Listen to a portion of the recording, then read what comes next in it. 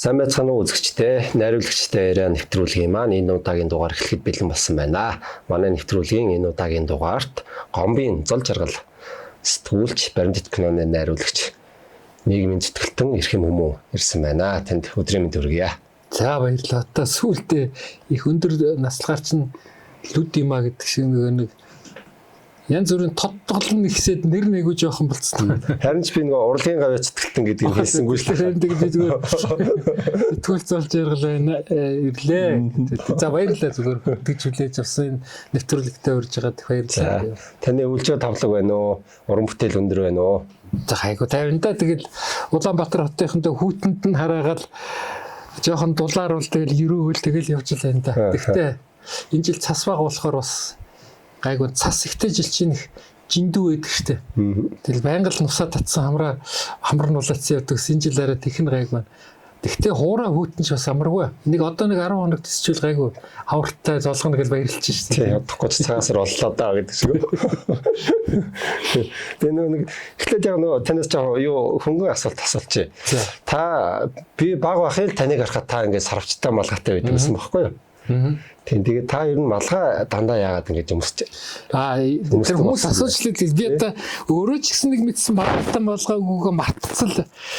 Тэр үед байна штэ тийм ийм камераар зураг одоо би чинь сэтгүүлч мэрэгчлээ гэж байгаа л шиг сургууль төгсөөд телевиз ирсэн штэ. Телевиз ирэнгүүт л тэгээд сурвалжлаганд явна.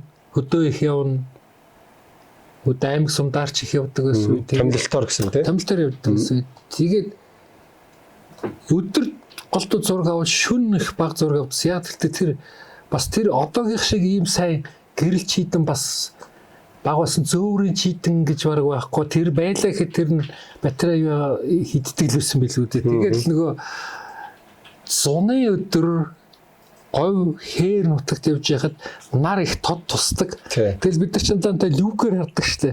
Тэгэл ингээл юм уу эсвэл дандаа ингэж харсаа. Тэгээд би одоо тэр үед яагаад ч юм сарвчтай болгоо байвал гэж нэг Польшин киночд манай кино үйлдвэрийн хашаан дээр зураг авч байгаад их хвчлэн юм болгоотой байсан. Эдгээр тэгээд нөгөө ингэж хараадсан байхгүй люка. Бид нэг ийм болгоотой их зүгээр сүлдээ ийм болгоог оюулаад тэгээд дараа нь нодолдож аваад тэгээд 90 оноос хойш чинь юмтай болж эхэлсэн шүү дээ. Тэгээд ийм малгай үзээ. Тэгээд өмсчээ сүлдээ тэгээд тэрийгэ тавьчихад одоо та нар мэдж байхдаа бүгдээрээ ингээд зурганд явах юм бүтэхгүй үед ажил их болдог тий.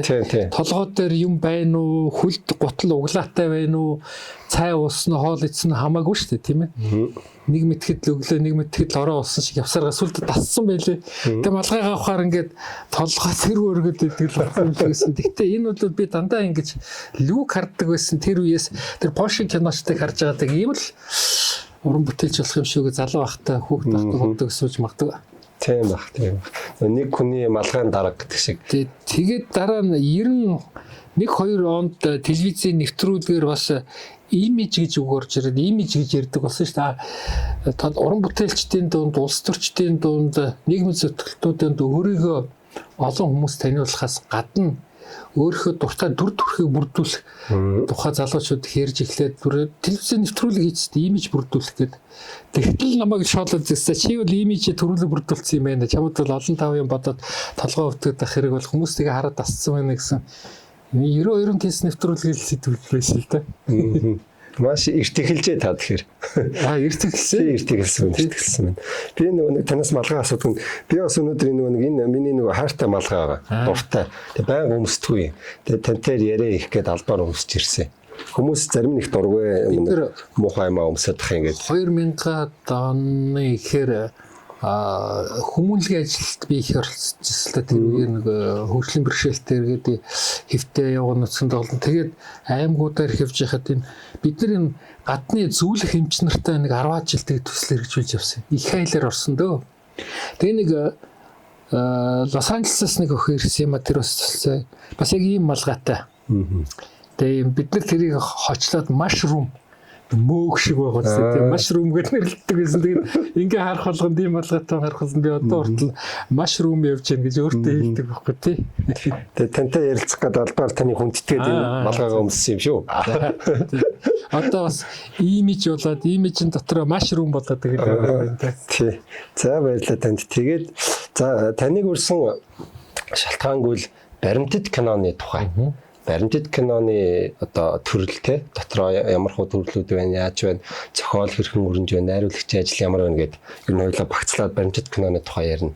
Эхний асуулт монголчуудад одоо баримтат кино хэрхэн танигдаж, Монголын одоо ахмад үеийн уран бүтээлчид маань баримтат кино хэрхэн хийдэг байваа? Энэ талаар та ярьж өгөөч.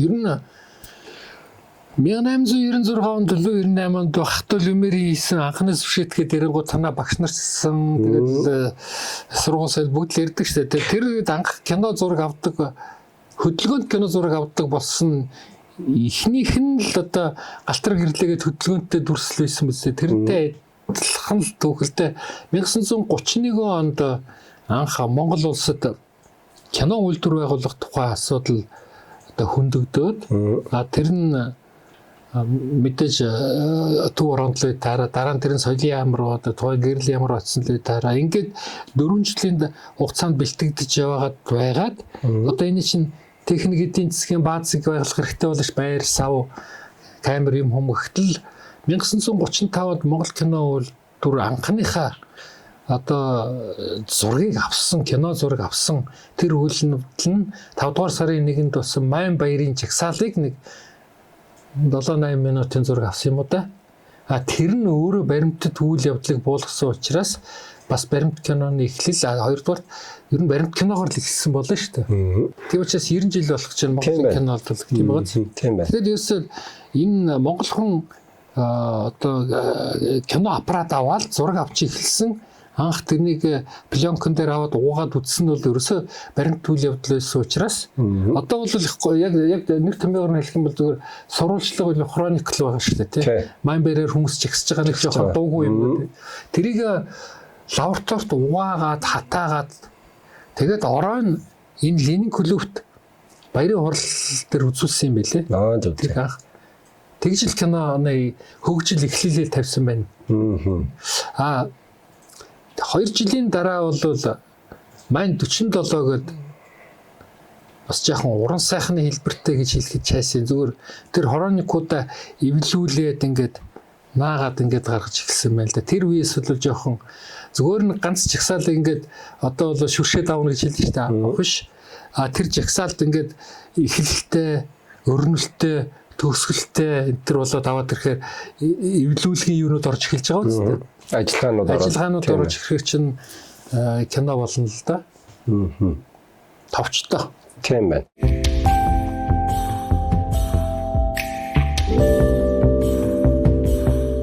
Тэгээд ахмад үеийн уран бүтээлчд маань баримтат кинонуудаа хийгээд ирсэн юм ээ. Ер нь бол одоо оргил үе гэх юм уу ер нь бол маш чанартай, маш олон одоо баримтат кинонууд хийгддэг гэсэн тийм. Яг ингээд салбараар одоо аж байдлын сэдвтэй, нийгмийн байдалтай тийм, ажилчин хөдөлмөрчдийн сэдвтэй. Энэ ер нь бол хөгжлийн явцыг зүгээр энгийн логикоор ингээд бодоход бол та тэр 3 настай байсан, 5 настай байсан, 7 настай байсан, 10 настай байсан, 15 настай байсан, 17 настай байсан гэдэг өнөөдөр хүрсэн багш. Тэрнтэй л адилхан өсч өгшөл кино урлаг бол фото зураг байсан. Фото зураг нь хөдөлдөг зураг болсон. Хөдөлдөг зургийг кино гэд нэрсэн. Кино маань өөрөө дуугүй байсан. Дараа нь дуутай болж гисэн. Дүрстэй дуутай болоод эхлэнгүү дэвлүүлэг монтажаар нааж эхэлсэн энийг. Тэгээд тэрийн тайлбар уншиж дуутай болно гэж бичдэг болно шүү дээ. Ингээд кино урлаг болж эхэлж байна. Ингээд ирэх юм бол 1941-42 онд цогтойч кино хийхэд чинь анхны дуутай кино зөвлөлтийн мэргэжлүүдийн тусламжтайгаар тийм. Тэрийг бол яг манай уран бүтээлчд бол Сүхбаатар киног анх хийхэд Ленинградын студид очоод тэр энтер хийхэд нь харж л байсан байна. Зогтойч киног бол 45 онд хийхэд бол 41 онд бол Сүхбаатар кино байгаа тийм. Энэ хооронд л дуутай авч дуутай бүтээл хийхэд манайхан суралцсан байна өөрсдөө тийм. Одоо энэ Улаанбаатар хотын төвд Ахмадын соёлын өргөө юу филармонийн байр гэдэг нэг гадаад явдлын хажуутлын зүүн талд одоо нэг төмөр бүгдийгцэн хөшөө байж байгаа шүү дээ. Яг тэрний суурин дээр чинь Улаанбаатарын хотын захиргаа байсан. Тэр захиргааны байшингаад Монгол кино үйлдвэр ороход 35 онд ороход тэнд пленко угаадаг болсон байна. Тэрний дараа 40-од он гарсны дараа дууга аваад дууга гэрлэн зам гэж байдаг. Ингээд проектор ингээд хажуу талд нь шараар ингээд бичдэг шүү дээ. Харагдаад байдаг. Тэр технологиор дууг бичиж авдаг болсон. Тийм үе бол тэр байранд гэсэн тэр филармонийн барилга байж үжиад хамгийн сүүлдээ цонх нь хагараад нэлээд юу болцсон байсан. Тэгээд ахмадын зөвлөл байж энэ төр яаж байгаа. Тэгээд буулгасан шүү дээ. Буулгаад орон төр юу босгосон байгаа шүү дээ.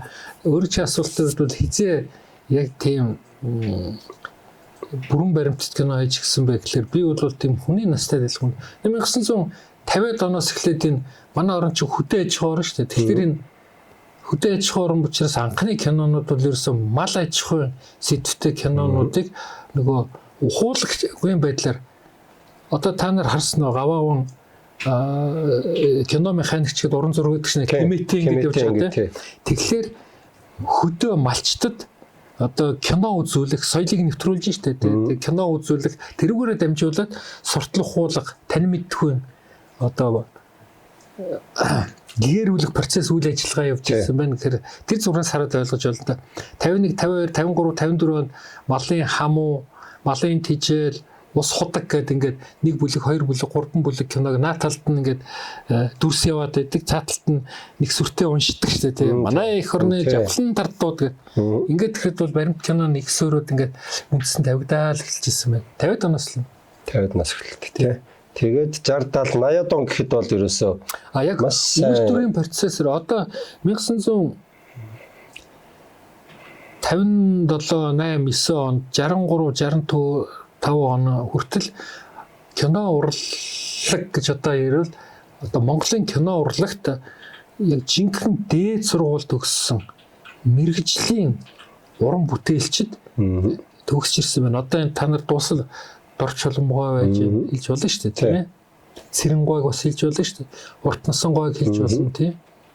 Жигжид гол ганцхан яваагүй болохоос бусд нь бүгд ингээд 50-ад оны дундаас 60-ад оны дунд хүртэл мэрэгжлийн яг одоо номын үзэд ногоотой шүлийн уусан жинхэнэ киноны хүмүүс зүйл толгойд усад 5 жил суралцаад ирэхэд киногод яг одоогийн технологиор нь хийдэг гэсэн. Одоо би ингээл харж байна аль ч студид тэгж байгаа шүү дээ. Зураг авлаа.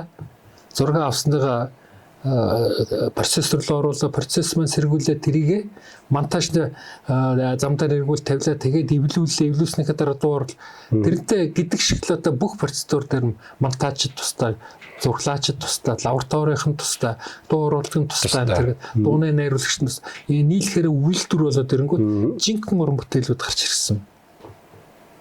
60-ад оны эхэнд л юм уу да. Тийм. Өчтөг юм гарчсан. Тэгээд баримтат кино бол тухайн үеийн тэр үзэл суртал гэдэг юм одоо соёнгийн гэрүүлэх үйлс гэх юм уу те тэрэнд бол маш их нөлөө үзүүлсэн тийм ээ.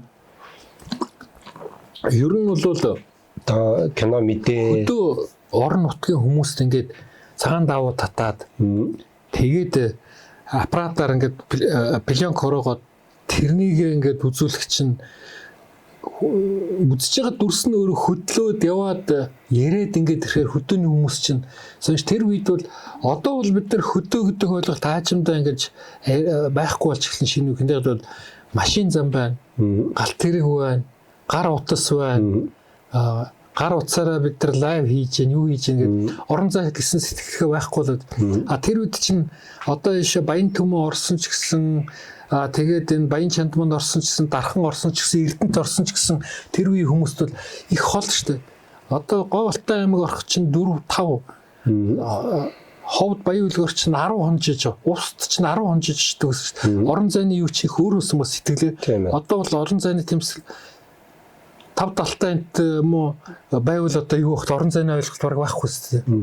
Тэгэл ороо очиод уулзсан штэ. Тэгэл ирж хоёул ороо хоол байдаг штэ. Тэр үед бол тэмээтэй, морьтой, тэгээд шуудангийн машинтай явахад л багтаа 3 4 хонж явдаг гэсэн. Тэр хаслагдсан хүмүүст энэ технологийн шин дэвшил гэдэг чинь бид нар iPhone 15, 16, 17, 28 версийн юм шиг тийм сонирн байсан байх л да. Тийм бах те. Одоо 60 70-аад он цогцлох ухаалын кинонууд нэлээгдэжсэн байна. Тэгэнгүүт 70 80-аад оноос эргээд яг уран бүтээлчд маань жинхэнэ яг Монгол тухайн цагийн өв уламжлалынхаа талаар кинонууд хийдэг байсан байна.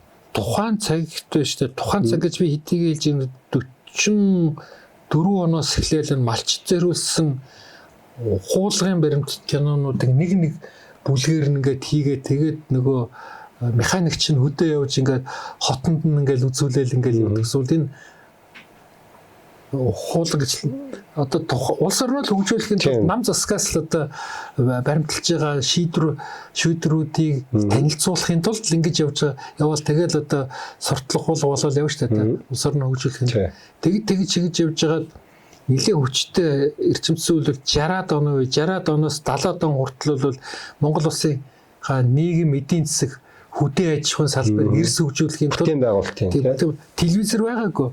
Радио байсан боловч радио бол шухам радио хөдөг айлд байхгүй шүү дээ. Тэрийг бол ингээд яваад үзүүлж болох учраас энэ шиг одоогийн телевизийн олон суугт биш л гэж гаргаж шүү дээ. Энэ шиг одоо хүмүүс ойртуулах зэвсэг байгаагүй учраас энэ одоо үдэл суртлын хамгийн түрүүний зэвсэг боловч. Тийм. Саяынтай адилхан. Тийм. Яг тэр одоо миний яг дуртай баримтат кинод яг нөгөө одоо монголчуудын өв соёл те яг уламжлал харуулсан тэр баримтат кинонууд ихэнх нь 80-аад онд хийгдсэн байдаг байхгүй. Тэр кинонууд болохоор те ерөнхийдөө тийм сурталхуулгаас жоохон ангидтэй уран бүтээлчтэн тэгж цухтаасан маягтай яг нөгөө өв уламжлал авч үлдэх гэсэн нэг тиймэрхүү. Энэ бол бас нэг талаас төрийн бодлого гэдэг нь соёлын ямар хөгжүүлээд очиж байгаа шүү дээ. Хоёрдугаар 60-аад оны дунд үе 70-аад он гэхэд бол гадаад орнуудад кино урлагийн дээд сургууль төгссөн. Бүхэлдээ бол Монгол улс орны нийгэм эдийн засаг тэр дотор соёл урлаг ихээхэн хөгжиж эхэлж исэн учраас эн чинь дотроо ийм төрөл жанртай байд юм байна. Дан ганц үзэл суртлаас гадна соён гэгэрүүлэх, хөв уламжлаа хадгалахад одоо авч үлдэх, хойч үеийнхэндээ дамжуулж уламжлах гэл ингээд нэлээ хөгжиж боловсрч ирж штэ. Тэр үеэс киночд маань ч өөрсдөө санаачлал төрөөссөн энэ нүүдлийн ховор одоо хизээч дахиж одоо яаж болшгүй. Бидний үнэт өв бол энэ ахуй соёлд маань мянган жил хадгалж ирсэн юмнуудын тухай авчулдаг. Энэ ч ухаантай улсуудаас харж байна. Бангангуйг хэлэх хэрэгтэй соёлын яамны сайд байсан л одоо дамгууч гэсэн байж лсэн. Тэгэл томчууд бүгдээрээ л хэлж штэ энэ өв уламжлал авч үлдээ шүү. Зохиолоор авч үлд. Армаа, тууж, зохиол, хоёрдугаар кино гэдэг юмар авч үлдгээл. Тэгээд 80-аад онд чинь хийж ихсэн үнэлтэй яг зөв анзаарсан байна. Бас нийгэм оюун санааны амьдралын хувьд бол нэлээд дэшээ хөгжиж гараад ирж байгаа үс. Тийм байлээ. За тэгээ 80-аад оноос хойш яваад 90-ад онтой залгоод нөгөө зах зээлийн нийгэмгээл ороо босгоолоод одоо таны залуу нас те ирж байгаа таны мэргэжил одоо яг уран бүтээл хийх яг цаг үе ингээл давхар ингээд гараад ирж байгаа. Таны үед баримтат кино яг таныг одоо сэтгүүлч мэргэжилтэй байхад баримтат руу ороогүй байхад орхигдсон уу? Ер нь бол энэ тасралтгүй л үргэлжилсэн үйл явц яг уу 91-ээс 95 онд нэг жаахан доголдсон. Эндээ зах зээл гэж байгаа учраас тийм. Юундаа доголж байгаа нөхөр гол нь нөгөө энэ ч өөрөө пленкд чинь валютаар авдаг уу гадаадаас авдаг гэсэн. Дээр нь хор байна. Лабораторийн үйл ажиллагаа болно тийм ээ. Хоёрдугаар тэгж киноч чинь оператортай, зурглаачтай, зохиолчтой, найруулагчтай ч юм уу нэг баг групп хөдөө орон нутгаар хэдэн сар явна, зураг хөрөг авна, уран сарны кино анахад зах зээлийн шилжилтийн ихний жилүүдэд тийм хөрөнгө мөнгө байхгүй байлаа шүү дээ. Бүгд л шалдаа утсан юм чинь. Тэр эсвэл бол жоохон саацсан үнэ. Одоо та бол нэг юм асуулаа тэрэнд бол би гэж хэлдэг. Та баримт киног яаж найруулад яаж хийгээд байна? Яаж хийж эхэлсэн бэ? Хэн заасан бэ гэх юм. Ер нь энэ бол би яг кино урлагийн дээд сургууль төгсөөд яг заалгасан юм бол байгаагүй. Зүгээр миний 4 настайгаас би кино үйлдвэрийн ардлын ажилчдын хашаанд сургуульд орон ортлоо, дунд сургуульд орон ортлоо тэнд өссөн болохоор хабан өөрөө кино үйлдвэрийн болохоор практик дээр хүүхэд ч гэсэн кино зураг яаж явж байгаа, яаж дуу оруулж байгаа, яаж эвлүүлж байгаа, яаж ажиллаж байгааг өдөр болгон харж исэн хүүхэд байхдаа харж исэн үйл явдал. Гэхдээ яах гэж хийж гэн ямар зорилготой, ямар учиртай гэдэг л хүүхэд бол хүүхэдтэй.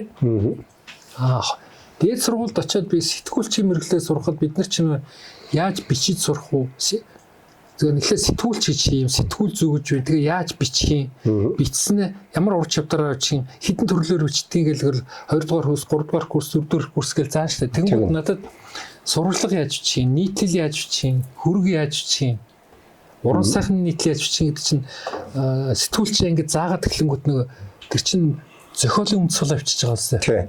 Тэгэл би төгсч ирэнгүүт намайг шууд телевизд туваарлаа. Тэгээ телевизд очингууд нам би кино нэвтрүүлгийн албанд орчуулагчаар орчуулгын хянагчаар 4 жил суугаалгаа шууд намайг өрөөгсөн. Нэвтрүүлэг хийдэг албар. Тэнгүүд нөгөө сэтгүүлчийн сургууль сурч байхдаа нөгөө юма бичих хүнцээ заалах зуучаас тэр чинь яг нооттой адилхан шүү дээ. До ре ми фа сол гэж сурлагыг ингэж чинь ингүүл одоо зүг болно ийм байдлыг нөхцөлийг хангасан байгаатай бүх чанар нь. Тэгээ тэрийг бичээд ирэхээр тэр найруулагч дөнгөд тэр чинь зохиол болчихж байгаа юм. Тэгэл дараа нь найруулагтайгаа сууж байгаа тэрийг монтажлаа шүү дээ. Тэр миний бичсний дагуу найруулагч зураг аваад эвлүүлж эхлэнгүүт хоёулаа ярьж байгаад сонирхолтой болох болохгүй юм даах авахгүй юм даасаар нэг мэдсэн өдөр болгон тийм юм хийсээр хагаад эхний 10 жилд бол ингээд сурчиж байгаа. Эсвэл гартаараа төрж байгаа. 15 дахь жилд бол тэрийг жаахан өөрийн болгож орж ирж байгаа. Тэр өөрийн болгож орж ирээ сурангуудаа өөрөө зохиож ингэж одоо хийж эхлэх тэр юу оронгуудаа хамгийн гол нэг анх заалгасан нотныхаа 5 нот албахгүйгээр явна шүү дээ тий. За нийтлэл юм байна. Нийтлийн чанар чинь ингэж хийвэл зохистой багш ингэж хэлсэн. Би практик дээр ингэж харсан. Нийтлэгчдэг мундаг зохиол сэтгүүлчдийн мэг уншсан чинь ийм байсан. За тэгвэл энийг үзэгчдэд яаж сонирхолтой болвол яах вэ гэж толгой ашиглав. Угаасаа цаанаасаа нот нь байсан тийм үе бий л дээ. Тийм учраас хөгөөр л тоглож гисэн гэх юм уу та. Одоо бол залуучууд зарим шууд өөр таалагдсан янзаар нэг хийж байна. Тэрнийг үзэгчдэд таалагдуулах гэж ингэж хийж байна. Хэрвээ үзэгч тэрийг таалцвал мундаг болчих гээд байдаг. Гэтэл хийсэн өөрөө мундаг гэж бодсон юм үзэгч үзсээд энэ нэр мундаг биш вэ нэгвэл бас мундаг биш болгонгууд яах вэ гэд ингээд дуурайж эхлэх үү, зохиож эхлэх үү гэд ингээд жоохон мундагнаад эхлэх болов. Гэхдээ тийм ээ. Дуурайж харж үзэх бас юм. Гадны орны телевизийн нэвтрүүлэг юмнуудыг харахад ингэж хийсэн байсан ингэсэн гэд залуу хүн чинь юмыг дороо тусгаад авч байгаа юм. За яг ингэ шаачвал яг болох юм аангууд яг тэрийг ингэ тэгэнгүүт явандаа сайжраа яваад өнгөт бас өөрөө энэ чинь баг Америкт сургууль төгссөн юм уу гэмээр тийм бүтээлүүд гаргаад эхэлчихэж байгаа шүү дээ. Монголын нэг давуу тал нь монгол залуучуудын нэг тал нь юмыг тусгаж авахтаа их сэргэлэн. Гагцгүй хэр олон жил хэр удаан амьдрах вэ гэдэг асуудал байна. Тийм тэр настай байна уу насгүй байна уу тий. Гэхдээ хата бид яаж манай ахмадууд биднийг сургасан одоо тэр мундаг найруулагчид уран бүтээлчнэр за тэгээ залуучууд тэгээд аваагүй байхдаа айл толгойлоогүй хүртлээр өдөрчин шимжин сууж байгаа л айл гэрээ эзэн үр хөвгтэй болоод тэргүү тор барайл тэгэл дэлгүүр яваал эхнэрээ машинаар тосч яваа тэгэл гэж болдог байсан шүү дээ. Заримдаа тэр нас үнэн жимшиг хотлоо жимшиг тий. Тэгэл ерөнхийдөө бол тэгээд уран бүтээл рүүгээ ингэж орж ирсэн юм чинь ингээд ар гэр үр хөөхөд хүр хөөхөд сургууль соёл гэл ингээд явангууд тэр амьдралын хайжуур юм хийж яагаад нь болоодаа л гэж бодаа. Гэтэл жинхэнэ уран бүтээлчтэй бас ингээд ойрд ажиллаж үзэлдэ. Бид нар чинь бол яг нэг тийм дүрм журмаар л байна. Одоо би энэ төсөл дээр ажиллаж байгаа уустал яваад тэгээд дараа нь гэртээ байна, гэр орондоо байж амьдар чинь. Ийм амьдрал руу шилжихийн тулд бид нар дахиад бас нэг 10 ч юм 20 жил хэрэгтэй юм шиг. Одоо бид нэр ингээд капиталист орнууд, өндөр хөгжилтэй орнууд чинь 200 100 жил туулаад ирсэн амьдралыг 30 жилийн дотор алаад өгөөгээд нэг өдөр ална гэж байхгүй л дээ. Тийм. Зөв.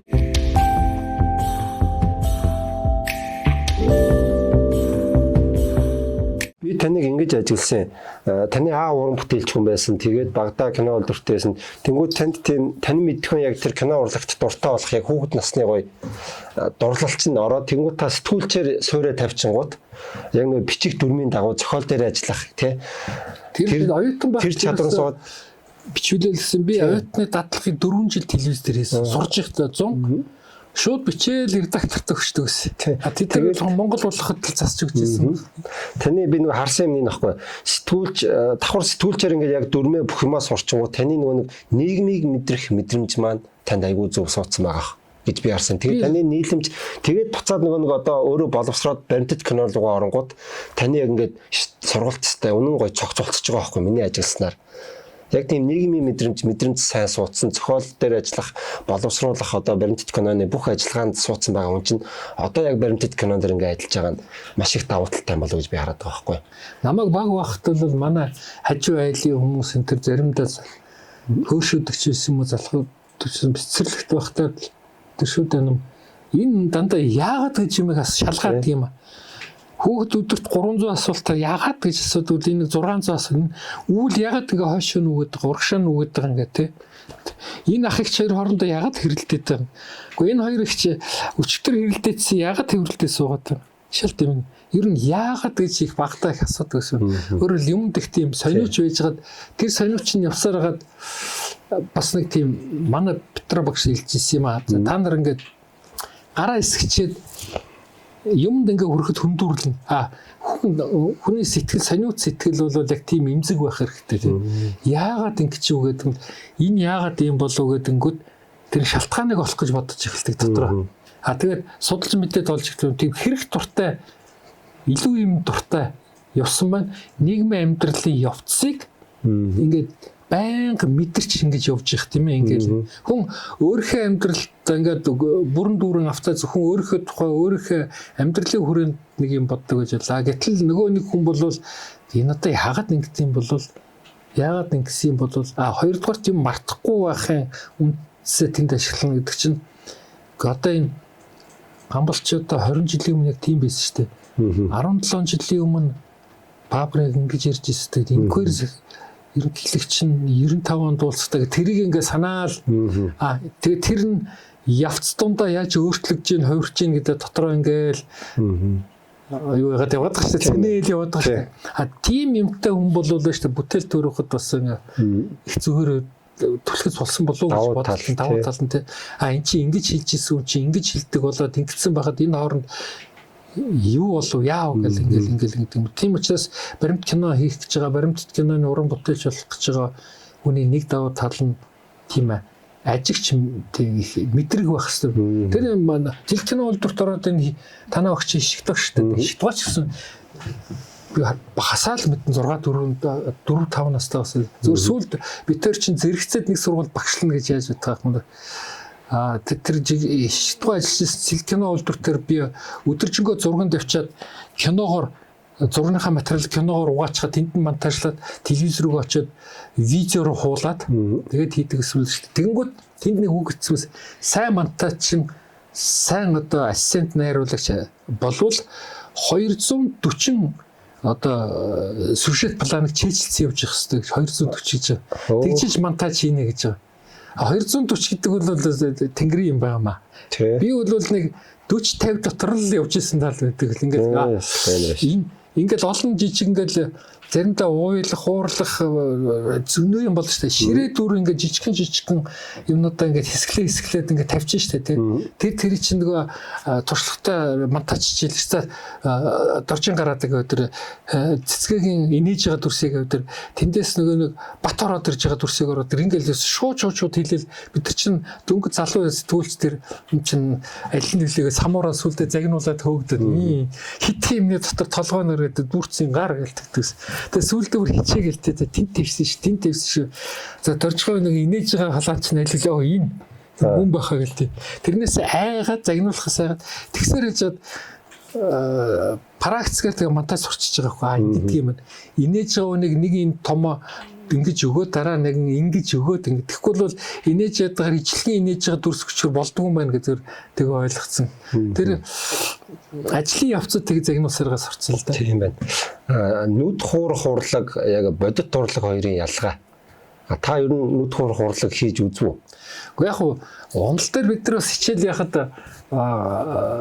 телевизийн чиглэлээр 3 дугаар курс чинь телевизийн под группийг ингээд тусдаа орно гэдэг анх яаж тэгээ телевизийн хичээл заахад бид нарт энэ дүрсний одоо хурамч чанар үнэн чанар дүрсний одоо мөн чанар энтэйгэл ордог л та тий 24 кадр чинь секундэд 24 гүйж 24 кадр секундэд явахад нэг хөдөлгөөн болно хүний мэдрэлийн дээд чадлал 24-ийг уншина.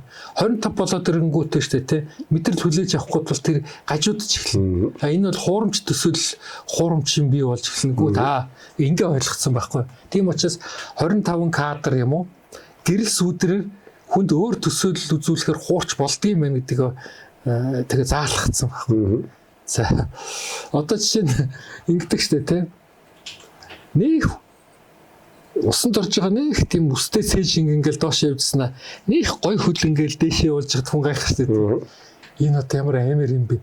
Цээжний өстэй эрэхтэй өнөг шимэртлээ хөл нэмэгтэй ямар хүн бай юм болоо гэдгийг хүн өөрөө ирэхгүй хүлээж эхлэнгүүт энэ хоёрыг наахт хүн тийм сэтгэл төрүүлж штэ.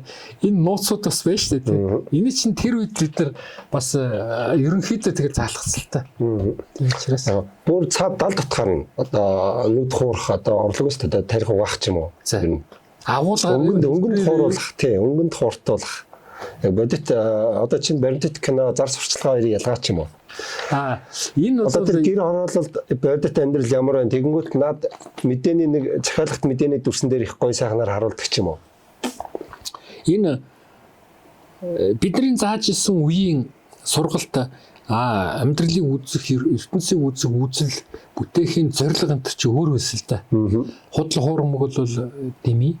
Хэрвээ хуурах шаардлага гарах юм бол уран сайхны хэлбэрээр л хийж болно гэжсэн. Одоо бол зүгээр бодит амьдрал дээр хүн хүнээ хуурах бол чиний амьдын хүнс болно гэдэг ингээ баг капиталист нийгэм чинь юм л байгаа юм чинь те. Чи хэдий чиний худлаа хэлнэ, хэдий чиний хуурч чадна, хэдий чиний молигдож чадна, төдий чиний чи амжилт болно гэдэг энэ нийгэм чинь баг тэгэхэд байгаа ш. Тэр хэдий чиний худлаа ярина, хулгай хийн, хуурамч өнө төдий чиний чи бол бүтлгүү болно. Тэгэхээр энэ хоёр чинь ингээд нэмэх хасахтуул шиг нийлэл байгаад байла. Рекламны урлаг бол угаасаа хүний сэтгэлийг хуурж тэр юм борлуулах зорилготой болохоор яаж хуурах вэ гэдэг л найруулагч нь бодож байгаа болохоос биш яаж гоё харуулах вэ гэдгийг одоо хоёрдугаарт орж ирж байгаа. Хэрвээ яаж гоё харуулах вэ гэд нэгдүгээрт орж ирээд дараа нь яаж зорилгоо зөв ойлгуулах вэ гэвэл зүг болох байхаа. Гэтэл зорилгыг ойлгох шаардлага хүн хүлээж авч байгаа хүн авахаас өөр аргагүй болохын тулд тэрийг тийм байдалд оруулъя да гэдэг нэг балан хэрэгтэй болоо. Тэрийг бодчихлох хэрэгтэй болох.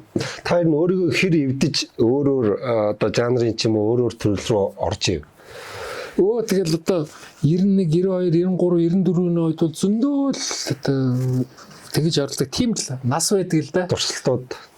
Тэг зөндөө одоо бид нар чи үеийнхээ нэг үеийн залуучуудын 7, 8 аргуулаа ингээл эд уралдчаал ингээл бужигн чих үед л шүү дээ. Яаж хийх вэ? Ямар болох вэ? Ямар байх вэ гэд. Тийм учраас би телевизийн нэвтрүүлгийн алтан үе бол 89-өөс 2006 он хүртлээсэн болов гэж байна. Нэг тийм үе вэ. Одоо манай үеийнхнээс Алтай сэтгүүлч энэ төргээд байж шүү дээ. Одоо Бадам самбуу сэтгүүлсэн бүгдээ мэддэг шүү дээ.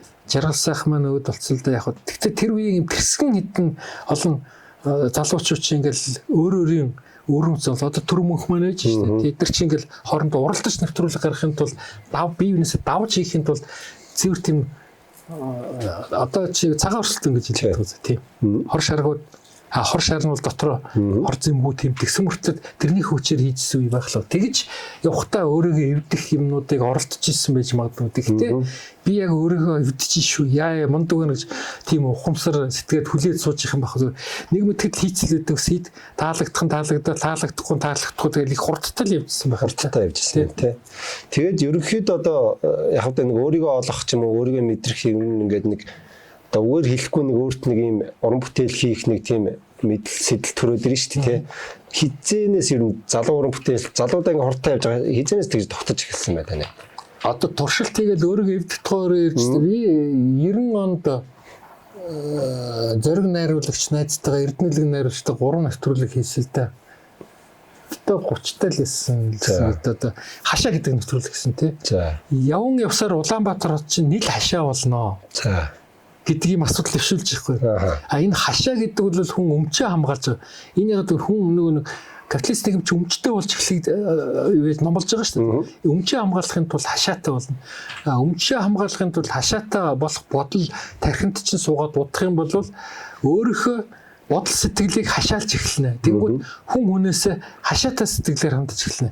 Энэ яах вэ? Энэ юу бол одоо тийм л уус тийм. Тийм учраас тэр хашаа гэдгийг дүрсжүүлэхийн тулд ингээд тэр чинь ингээд хайж байгаа 4-5 хашаануудыг болоход давж харж ин. Тэрнээс нэг 15 минутын нэвтрүүлээс тэрийг айгүй хүн үзсэн байдаг. Одоо ч хүртэл мартсан. Анх хашаа гэдэг нэвтрүүлгийг гаргаж ирэхэд зориг зол жаргал та хэр явандаа Улаанбаатар төдий хүний бодол сэтгэл ингээд хашаа сэтгэлгээнд оруул ингээд дуусах юм байна Тэнгүүд тэрэндээ урамшаа дараа нь морин тэрхтээ сурвалжлагыг тэмцүүлэг хийсэн.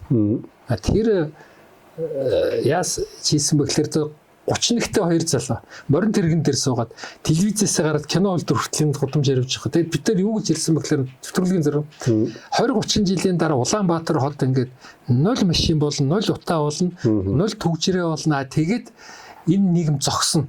Яг бол энэ их замраагүй ийм явдал газар авах юм бол ийм жоохон талбай дээр бид нар яах юм бол хөөгдөх юм болов яах юм бол гэл ингээд дими ирээл явж байгаа хэрэг. Өөр ямар сүшэт байхгүй. Тэгээ тэр бас 20 минутын нэвтрүүлэг. Тэр хүмүүс нэвтрүүлэг одоо хүртэл хүмүүс ярьдаг. Гэтэл одоо яг тийм бодол болчихжээ. Тийм байна.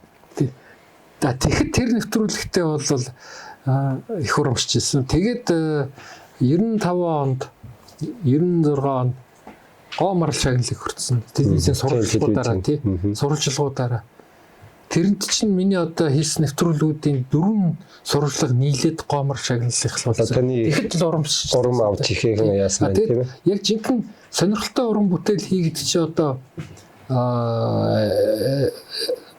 Red One чирээд юм уу? Одоо эсвэл матач ямар ч програм байж байгаа амар юм хэрэглээл тэгэл сансрын ингээл энэ бол хэсэгэн зүр хүний толгой тархийг аж болно. Маш сонирхолтой тийм хоёрдугаарт тийм итгээд юм шиг санагдахаар тийм санааг олж дэвшүүлэх хэрэгтэй. Тэр нөгөө яагаад гэдэг чинь болж байгаа шүү дээ. Яагаад. Тэгээд дараа тэгж хэсэг явж ирсэн аа 96 7 оны үед 95 онд залуу хүмүүсийн суртахууны тухай яг бол 95 96 оны үед тийм хүмүүжил суртахуун бас аягүй их тоглож шалжчихсан шүү дээ. Тэгээд дараа нь тэр нь бол зөвхөн тийм гэмт хэрэг интертерч биш гэр бүлийн асуудал гэдэг л тийм. Таринсаны хүүхдүүд оошрол айхтар бүр хэрэгүүд дуулдаж ирсэн. Яг тэр улаан тэр газар дээр нь очиод хийжсэн гэсэн зөвхөрлөлтгүй явж исэн төсөндөө билдэ. Тэр өөрөө нэг сэтгүүлч мэрэгжил 2 дугаарт тэр үеийн залуучууд чинь шинэ юм 2 дугаарт зүү юм сайхан юм хийхин төлөө гэж улангасч явсан л тийм үе байсан юм байл л дээ. Тийм байна. Тэндээс л та яг юм нийгмийн асуудлуудаас ингэж яг тэгэл олж барьж авсан юм байна л да. Энд дээр хэлэхэд бас яг одооны сэтгүүлчид бас асуудал бидэн зүүн их байхад бас тэр тал руугаа бас анхаарах хэрэгтэй байна. Бүгдээрээ л төрийн ордон тойрол мэдээ төрийн ордны сурвалж мэдээ авдаг хүмүүс байгаад тах юм. Энэ хэвлэл мэдээлэл гэж ярина шүү дээ. Тэгээ зүйл миний ажиллаж исэн, эд бүтээж исэн, тойруулж исэн 90-ад он хүртэл редакцийн зарчим дээр байж шүү дээ. Бүгд редакц. Ямар сонин редакц гэдэг чинь хамт олон байна. Тэр редакцийг удирдах гэж чинь нэг сонин ч юм уу нэг нэвтрүүлэг гарч ирсэн. Тэнд дарга байна. Тэгээд ахлах редактор зөвлөлтөд бодлогоо боловсруул заавал бодлогоор ажилладаг гэсэн үг тийм үү? Энийг ярилцж хагаад сэтгүүлчт нь өөрсдийнхөө олсон сэдвийг амьдралаас олж авсан мөнгөтэй юм бас тэр бодлоготой оруулахын тэгээд тэрнийг төлөвлөгөөнд оруулаад тэгж явж исэн байна. Тэгээд ингэж одоо бол ирэх хурж байгаа ч юм уу аль нэг намын нөхдүүд захиалж байгаа шүү дээ. Тэд нар ч өөрсдөө л одоо олон бүргэнд тул тэхийн тул тэрэнд төлж байгаа шүү дээ. Тэгжиж юм хийлгэж шүү дээ. Ганцхан тэр өнцгөрөөд нэг л ирэх ашиг нэг л юмны тухай явуулж байгаа учраас тэр хүнийг магтана муулна гэж байхгүй шүү дээ. Тэгвэл ямар өмнө юм болох вэ боловсон болно шүү дээ. Ингээд ирэхээр тэр хөдлөж байгаа мөнгөний эзэц чинь өөрсдөө сэтгүүлч дуран бүтээлчдэг юм болгоод энэ бол хүмүүнлэгийн салбарын хамгийн чухал нийгэм нөлөөтэй ийм салбар маань ахуй арилжаа худалдааны юунаас хоцорсон менежмент байхгүй болохоор цалин хөлсөн нэг муу байгаа үстэй хараас тийм. Хэрвээ хийсэн бүтээлийнхээ төлөө хийсэн киноныхоо төлөө яг тэрэндээ тохирсон тэрийг үнэлж чаддаг нийгэмтэй үнэлж чаддаг системтэй үнэлж чаддаг тарифтай байжгаад цалин хангамж сайн байгаад зөвхөн уран бүтээл хийх чинь чамаас өөрчлөн шалтгаална шүү гэсэн болвол шал өөрлөө байх байсан баг та. Тэгэл энэ нэг хэдэн охтуудыг ажил даваал тэгэл тэрэндээ цалин өгөөл тэгэл стал нэг чахны чулуу шиг тууж байгаа үстэй тийм. Энийг очиж тэгж шүү гэл. Таны үеийн одоо жишээ нь та гэхтэл одоо жишээ нь тэгж одоо орчин үеэр сүнсээ худагдaltaгүй яг өөрийн гэсэн эмзэглэл дээрээ шатаал явсан шүү дээ залуудаа. Одоо хүртэл явж лээ. Тэгээ энэ хүмүүс яагаад ингэж чадахгүй юм? Үнэхээр сэтгүүлчлэх юм бол.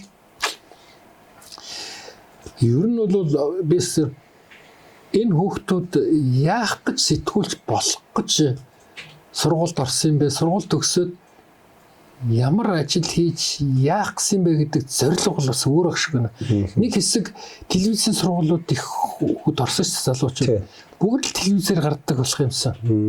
Бүгд л тэр их чиг болох юмсан, тэрэн шиг болох юмсан гэл ингээд нэг тийм юу явцсан шүү дээ. Тэрнээс биш нийгэм өөртөө бүтээлчээр ийм хийхийн төлөө сургуульд орё гэсэн юу бол зөвхөн банд нар бол арай өөрөсөн байх л да. Одоо тэгвэл тэр дотор чинь нэг тийм улс төрийн эдийн засгийн сэтгүүлч болоод тэгээд энэ улс төрт нь ороод ямар нэг юмнаас зуугдээ зуураад ингэж яваа дараа сүлдээ баг юм болох юм те. Тэгж явсан энэ зорилгоч нь шал өөр болсон учраас бидний үеийн зорилгоч нь бас өөр байсан байна л. Байсан учраас одоо хэвлэлсэн болвол одоо тийм бат нягт чанган гэж хэвлэгдээс тавьсан тэрнээсээ гараад ясан ч юм байхгүй. Зүгээр баярлах юм бол сэтгүүл зүй тэгээ сэтгүүл зүгээс үүдэлтэй одоо баримт кино уран бүтээлд энэ нийгэмд сайн сайхны төлөө хүний сайн сайхны төлөө өсөд дэвжихийн төлөө хийх ёстой гэсэн тэр юм маань байсан учраас тэр чигмараа л явж гин гэсэн. Гэтэ одоо та энтэй санал нийлэх үү? Яг таны залуугүй үе шиг та нарын яг ингээд нийгмийн ингээд чиглэсэн одоо нийтлэлүүд нэвтрүүлгүүд хийжсэн шиг үеэс одоо бол ухарчаад байна. Би бол тэгж хараад. Хоёрдугаар энэ 30 жилийн дотор бий болж бүрлдсэн хүлээн авахчтай бас бодох хэрэгтэй шүү дээ. Та нар бол суурийн сайн тавиад өгсөн шүү дээ уг нь. Уулын тавьж өгсөн боловч энэ юунаас хинээс болоод буруутсан бэ гэдэг л таа ч гэсэн гадарлаж л байгаа тийм. Энэ нийгмийн чинь буруу тийш нь залаа явсан, буруу үлгэр дуурайл үзсэн, буруу ойлголт өгөхөөр буруу юм руу урд зал чиглүүлсэн байж байгаа шүү дээ. Зүгээр сонгуул гэж харч л та тийм. Яах гэж сонгуулийн бэлэг өгсөн, яах гэж 20,000 төгрөг өгсөн, яах гэсэн юу хийлгүүлэх гэсэн ингээл эргүүл энд чинь ингээд тайлбар хийж болно л доо.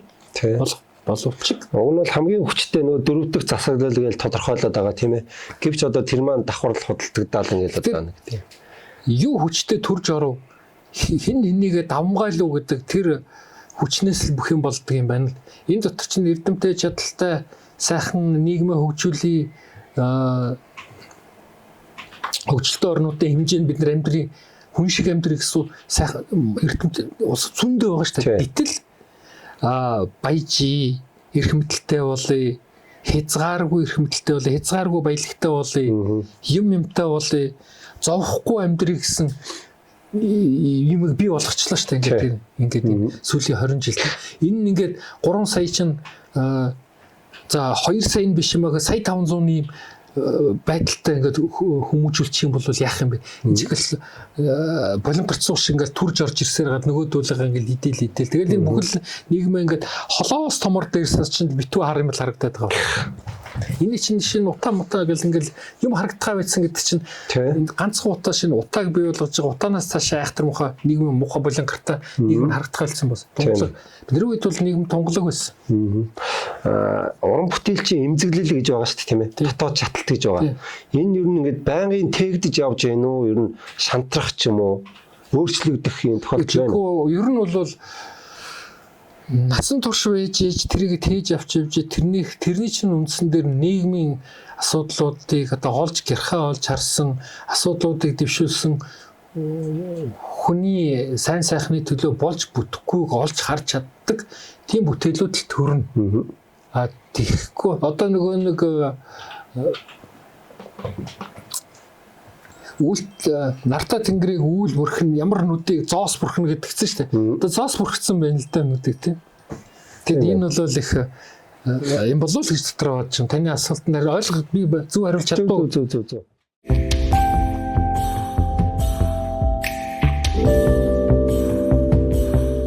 Яаж та тэр залуугаасаа энэ их тэр шаталтын нэг төвчээр энэ шаталтаа ингэж одоо хүртэл авч яваад ийн гэдэг нь л надад гоё яваад.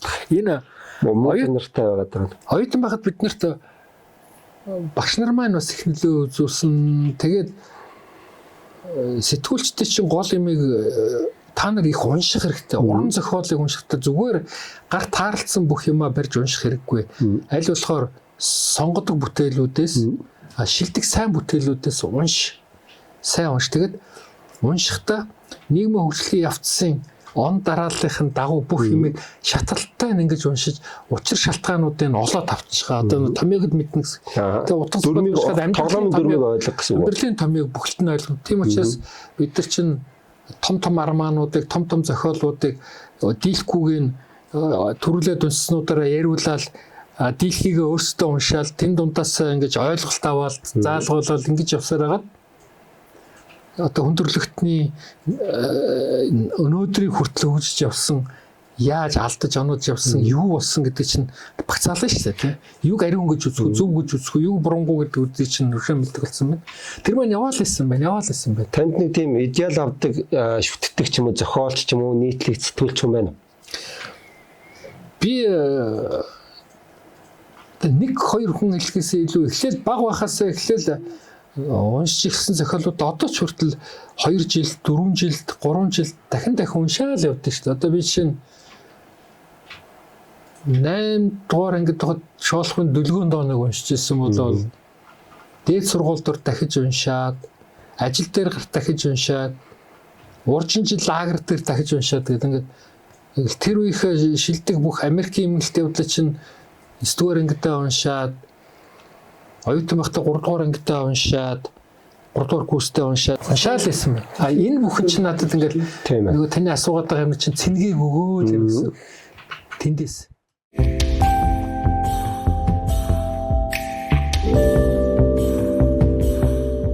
технологийн шинжилэл бидний амьдралыг бас амар хэлбэр сайн сайхан руу хөтлж байгаа нь үнэн боловч тэг их болж байна.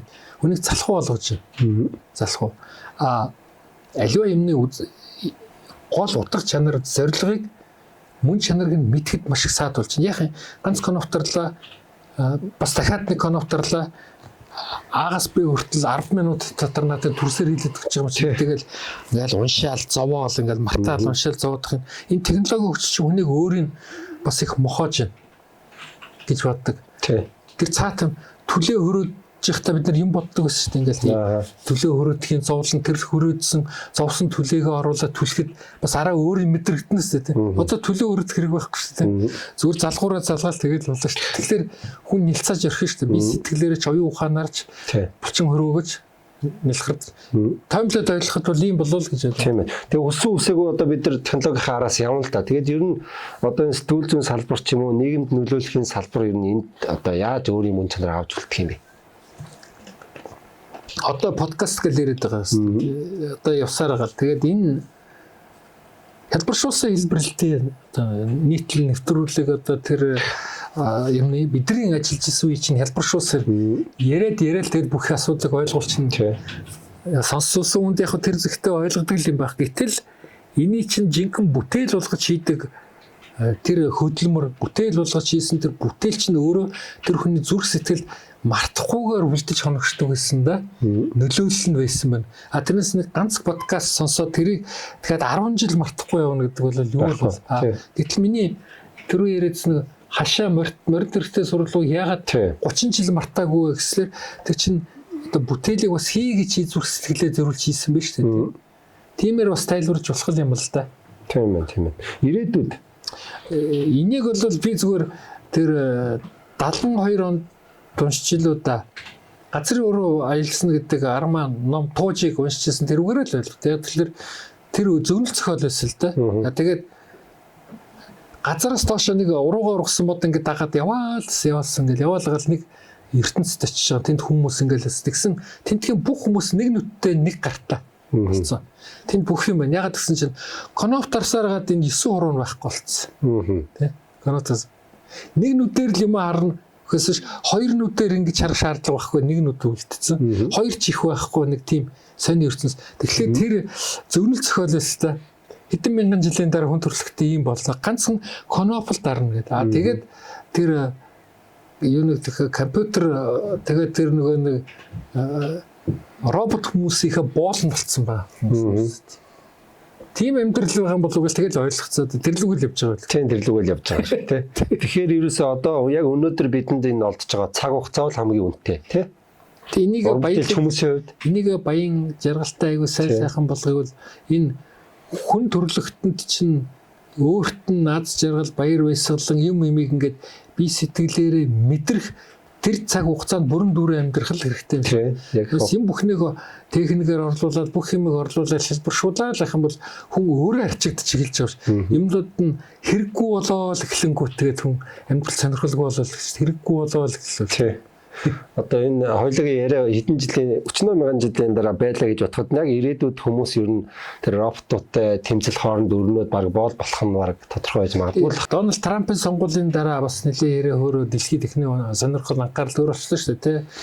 Одоо Elon Musk-ийн тухай яриач их гарчсан. Тэгээд Elon Musk-ийн бүтээгдэхүүн одоо бүтээл хүн төрлөختнийг үнэхээр хөгжлийн шал шинэ өөр шатанд авчим одоо Марс гариг руу тулаамдан гариг руу явж шít. Жилийн дараа чинь гэтэл хүн төрлөختний мөнхлийг хэдэн 100 мянган жилийн дараа тооцсон бол манай ч одоо бараг 200 жилийн дараа л тооцож шít тий. Ийм болцоо. Та нар одоо явж байгаа энэ эрчимтэй хөгжилж явсараад та нар ч 200 жилийн дараа сонин шүүгээд хилцсэн шít тий. Маш их бодохоор их амар байна л да. Одооноос нөгөө зарим хиймэл оюун ухааны платформудаа хязгаарлаад эхэлж байгаа юм л өөрсдөө тий. Тэгэхгүй л боолно энэ Спилбергийн кино биш тий. AI гэдэг кино. Тэрэн дээр чинь бас энэ асуудал чинь гарч иж бас ингээл хэдэн зугаар нь ингээд хиймэл хүмүүс хийцэн тий. А гэтэл өөрийнхөө төрсөн хүүг хүн хүнд өвчтэй ухаангүй тэр эмнэлэг төвчлэлээр яг тэрийг дуурайлгасан хүү бэлгэлээ тавиад ирсэн чинь их хүн хайрлах чадахгүй гас тэрнээс амар юм үүсдэг үстэй тийм. Тиймэрхүү кинонуудыг залуучууд бүр хэрэг болгож өөрөө зорж одоо үзмээр байна. Тэгээ өнөөдрийнхөө би болсон шинэ юмд ингэж гайхал тэрүүгээр кайф баярлах биш. Энэний чинь хүмүүс өнөөдөр чинь мэдлэг чинь ингээд анхааруулаад хэлсэн шүү гэдэг нэр үзчихийгээд ингээд үзчих эхлэх юм бол бас хүн арай анхаарч бодож эхлэх болов. Тэрээс одоо та нар ингээд юм дээр хараарай. Нэг айтайхан үзчихмээр кино юу вэ? YouTube-өөс юм уу эсвэл Vue-өөс юм уу гэж хэлж байгаа юм тийм. Энэ бүтэн сайдрын амралтаар нэг айтайхан үзчих ганц киноны нэр хэлчихээ чинь тэр гэдэг. Зүгээр тэгж баясхын төлөө цагаа тийм нэг зугаатай өнгөрүүлэхийн төлөө өөртөө тийм кайфтай өнгөрүүлэхийн төлөө ингэж асууж байгаа юм биш. Бид нар бол тэр үед зорж яадаг гэсэн шүү дээ. Юм зорж ирж хайд судалж ирж хайд энэ ямар учиртай энийг үзчих юмсан тэгчих юмсан ингэчих юмсан гэдэг энэ туйлч нь их өөр байсан шүү. Энэ чинь яванда одоо хүний мөхөх үгчийн шийдэх болно. Юм бүхэн хэлбэршилж одоо би бол ингээд 3 дугаар ангид байхдаа миний хамгийн хичээлээс ирлээ. Дэлгүүрээс талах сүүгээ авлаа. Тэгээ түлээгээ хөрөөдлөө усанд явлаа. Тийм үү. Дүүнэрээ цэцэрлэгээс авлаа. Тэгжит ороо болонгоо ээж аав ирэнгүүт хоолоо хийцэн байя гэд 3 дугаар ингээ бүх юмд ингээ завгүй байсан байна тий. Тэгээ нойтон түлээг чинь үл хашаанд ингээ төлдөө ингээл дүүтэйгээ ингээл эсвэл найстайгаа хөрөөдөн шүү дээ. Тэг ингээл том чамаргүй шүү дээ тий. Тэгээ энэ хөдөлмөрөөр ингээ яхад бол одоогийнх шиг ингээ тэнгэр бүрхээд жоохон шуурх тоолонд хамраас нусгараа таниад хүрдүү байсан. Байгаль өөрөө хүнийг тийм өлчир болгож оюун сэтгэлээр тэр тийм тэгж өссөн учраас түрүүний асуугаадсан чинь та яагаад уу гэдэг энэ амьдралд идэвхтэй юм олж хаяхгүй нүд чинь байгаль өөрөө хүнийг тэгж би болгодог юм байна. Бүх юм бэлэн болсон хүмүүс чинь гэртэрлээ YouTube үзлээ, Майкл Джексон үзлээ, эсвэл өнөөдрийн Пороро үзлээ, трансфер кино одоо өөр юу ч үгүй тий. Тэгэл ингэж хөвтөж байгаа л тэгэл ээжээрээ аваараа загнуулсан даалгавраа хийсэн болол тэгэл сонирхол бол өөр л явж байгаа шүү дээ. Тэгэл контр тоглосоор гал 15 жил контр төссөн тоглосон үе байж шүү дээ. Эдгээр чинь наадсахын survive гэдэг юм чинь мэдэхгүй шүү дээ тий. Тэ гараа эсгцүүл яац үгд орилол тэгээд түргэн мөргөн дуудаал ээж аав ингээл бид нар чинь энэс сүрсээр давлааж авал тэгэл гараал тавьчихдгээс сайн ямар боож юмд хүүн шатааж байгаа түлж ингэд наагаал тэгэл энэ байгаль чинь өөрөө бас байгалийнхаа юм шаардсан болов уу гэж шаарддаг. Тийм ээ тийм. Ахиухан хүн шиг байж ахиухан удаа амьдрыг бол яагаад заавал энэ тэнгүүдийг синхруулах албатай юм бэ? Алба байна уу? Ер нь хүн төрлөختөн бол бүгдээрээ л бүхэлдээ л сайн сайхан амьдралыг цогцлогоод жигд сайхан явцгаа гэдэг нэг тийм зөв ариун сайхан үзэл бодлоо ч та. Яагаад гэвэл нөгөө бидний оюутан байхад дараа нь залуу байхад болсон хүний эго хувь хувийн хичээх чанар гэдэг чинь нийгмийг зарим нь тэнэг байгаа заавал тэр тэнгийг та тэрнийг одоо сайхан ухаантай болгохын төлөө ингээ юм хийгээд байх алба байна уу? Тэр хин тэнэг болгосон. Хин тэнэг болгоо. Орчин нь боловсролын систем нь гэр орн нь яагаад гэсэн? Нэг би одоо яагаад гэж дахиад уудчихсан шүү дээ тий. Энэ тэнгэр нь удамшлын генийн шидэт сүлжээний алдагдлын өвчин эмгийн тэнгэр л байна уу? Ерөөсө залхуурлын өөрийгөө хөгжүүлээгүй юм уншаагүй юм ойлгох чадваргүй болгосны тэнгэрлэл байна уу гэдэг чинь би яагаад л гэж асууж байгаа. Тийм тэнгэрлэлийг бол засчулаа тэр биологийн өвчин эмгэлийн тэнгэрлэл бол бас хэцүүтэй өстой. Тэгэл одоо энэ нийгэмд юм одоо нийгэм болохгүй байгаа юм ингээл засах гайдал юм уу дуу хоолойгоо хүрэх гээл ингээ өөрийгөө золиослоод ингээл ар амьдралаа орхиод ч юм уу нэг юм уран бүтээлч гэсэн нэг нэр зүүс нэг энэ амьдралаар явах юм гээд. Тийм учраас л өөртөө та хэр зөрчилдөжсэн юм. Тийм учраас л энэ баримтат кинонууд байгаа хэлбэтэй өнөөдөр дэлхийн бүх баримттай чинь кино чинь 30-40% нь л алаад өг хятаад өг гэсэн юм байгаа болохоос биш бусдаа 50-60% нь бол арай гэгээлэг байгаа хөх гэж бодож байна. Ямар ч баримт кино үзсэн хүн боддгоо юм байна. Тэр дээр хэрэгцүүлж боддгоо юм байна. Тийм л байдаг үсэ тийм. Тэрний хүчээр хүн ойлгоогүй юм ойлгож хараагүй юм харж алдаж явснаа онож буруу замаар явсан хүн бол хажуудах хүн тэрний хажуудах хүн нөгөө ёо уулгаа яваад байгаа үстэй. Энэ бол сайхан амьдрал биш л дээ. Тэрнээс аврахын төлөө эмч хүн бол өвчнөд бактери вирусээс нангааж байна. Баримтат киночд түүний оюун сэтгэлийнх нь бактерийг эмчлэхийн тулд кино хийдэг болов гэж тийм итгэл өмөрчлөл явдаг л да. За одоо баримтат кино ярьснах баримтат кино руу оръё да. Баримтат кино бүтэх процесс таны тархинд одоо эхлээ санаа орж ирлээ. Тэрийг боловсруулан зохиол болгоно. Энэ дээр яг таны одоо яг өдий төвшөнд хүрсэн одоо өөрийн гэсэн тийм практик онол маягийн юм юу байна? Янз бүр гэж юу гэж хэлээд байна вэ гэхээр удаан хугацаанд хийндэ гэж бодож явсан сэдв байдаг. Яагаад энэ учрыг олохыг л бодлоо. Эсвэл л гинтхэн болоод өнгөрсөн үйл явдлыг болоод ийм хачин юм болоод өнгөрлөө шүү гэдгийг тэр дор нь хийдэг бас тийм баримт кино тий. Болж магадгүй шүү гэж ингэж бодол сэтгэл болж магадгүй шүү гэж дэмжиглсэн. Тийм сэдвэр хийдэг ус өрөнд кино ажиллаа. Ингээд янз бүр л дээ. Зүгээр шинжлэх ухааны хэлбэршүүлсэн юм уу? Одоо байгалийн сэдвтэй юм уу? Ийм кинонуудыг бол хүн соён гэгэрүүлэх гэдэг одоо нэг гоё нэрнийхээ өмнөөс хийж их ёстой. Энэ бол уншдаг номтой адилхан үздэг л ном гэсэн үг шүү дээ. Энэ баримт киноны төрөл цөндөө байгаа. Манай баримт киноч дотор нэг хэсэг нь хадны бичгийн тухай хийж, нэг нь өв соёлынхаа тухай хийж, нэг нь монгол бичгийнхээ тухай хийж, нэг нь зах зээлийн тухай хийж гэдэг ингээл таны мэдгүй салбараар хийгээд та. Яг тийм авторс гэвэл зохиогчийн уран бүтээлийн баримт кино бол таны хэлдгээр олон жил утсан ч байж болно. Хэдэн сар утсан ч байж болно. Ямар ч хийндээ гэд бодоод явжсэн ч байж болно. Им кино бол жоохон хүндхэн яад бол бас лабораторийн дотор ажиллаж байна. Тийм аль болохоор би өөрөө алдчихгүй энүүгээр бас буруу ойлголт, буруу үзэл бодол, буруу суртал нэвтрүүлчихвэл болгоомжлох учраас маш олон талаас нь бодож нягтлах хэрэгтэй гэж өөртөө даалгавар өгч байгаа. Уран сайхны кино бол жишээ нь одоо уран сайхны сэтгэлгээр ингээд баяжуулаад хийж болно. Гэтэл баримтат кино бол алдах хэрэггүй болчиход байна шүү дээ. Тий, уран сайхны кино бол манай өнө хэлсэн ямар ч уран сайхны кино 50 жилийн дараа 100 жилийн дараа баримт кино болно шүү гэдэг үг гэсэн. Тэгэхээр уран сайхны кино чинь бас хитрхи алдаж болохгүй маань шүү. Одоо бол цогтойж байгаа бид нар үзэхдээ яг 16 дугаар зуунд яг бос үйл явдыг хараад байгаа юм. Тэгээс уран сайхны гэж юус арахгүй гоц. Бүх хичээгээ тарж чадах болсон. Ийм болчтой юм байна. Тэгэх юм бол өнөөдрөөстэй айгуу мундаг тийм бүтээл сэтгэлээрээс хит фантазлал ингэж хийсэн юм хялбарчилсан нийгэмд хялбарчилсан юмар юмыг ойлгож сурцсан хүүхдүүд 100 жилийн дараа зүд ийм байсан байх гэж ойлгочвол яана. Тэгэх юм байна. Аюултай болно шүү дээ. Тэгэхээр танд бол бүр алдах хэрэггүй болчихж байгаа. Бүр алдах хэрэггүй та. Би ерөөсөө одоо зүгээр тэр алдах хэрэггүй гэдэг чи хайхтар үгэлдэ бас юмыг их сайл харж их бол залуу байхад хүн бол өөртөө таалагдсан сайхан санагдсан бүхнийг үнэн зүвгээ бодоо авчдаг.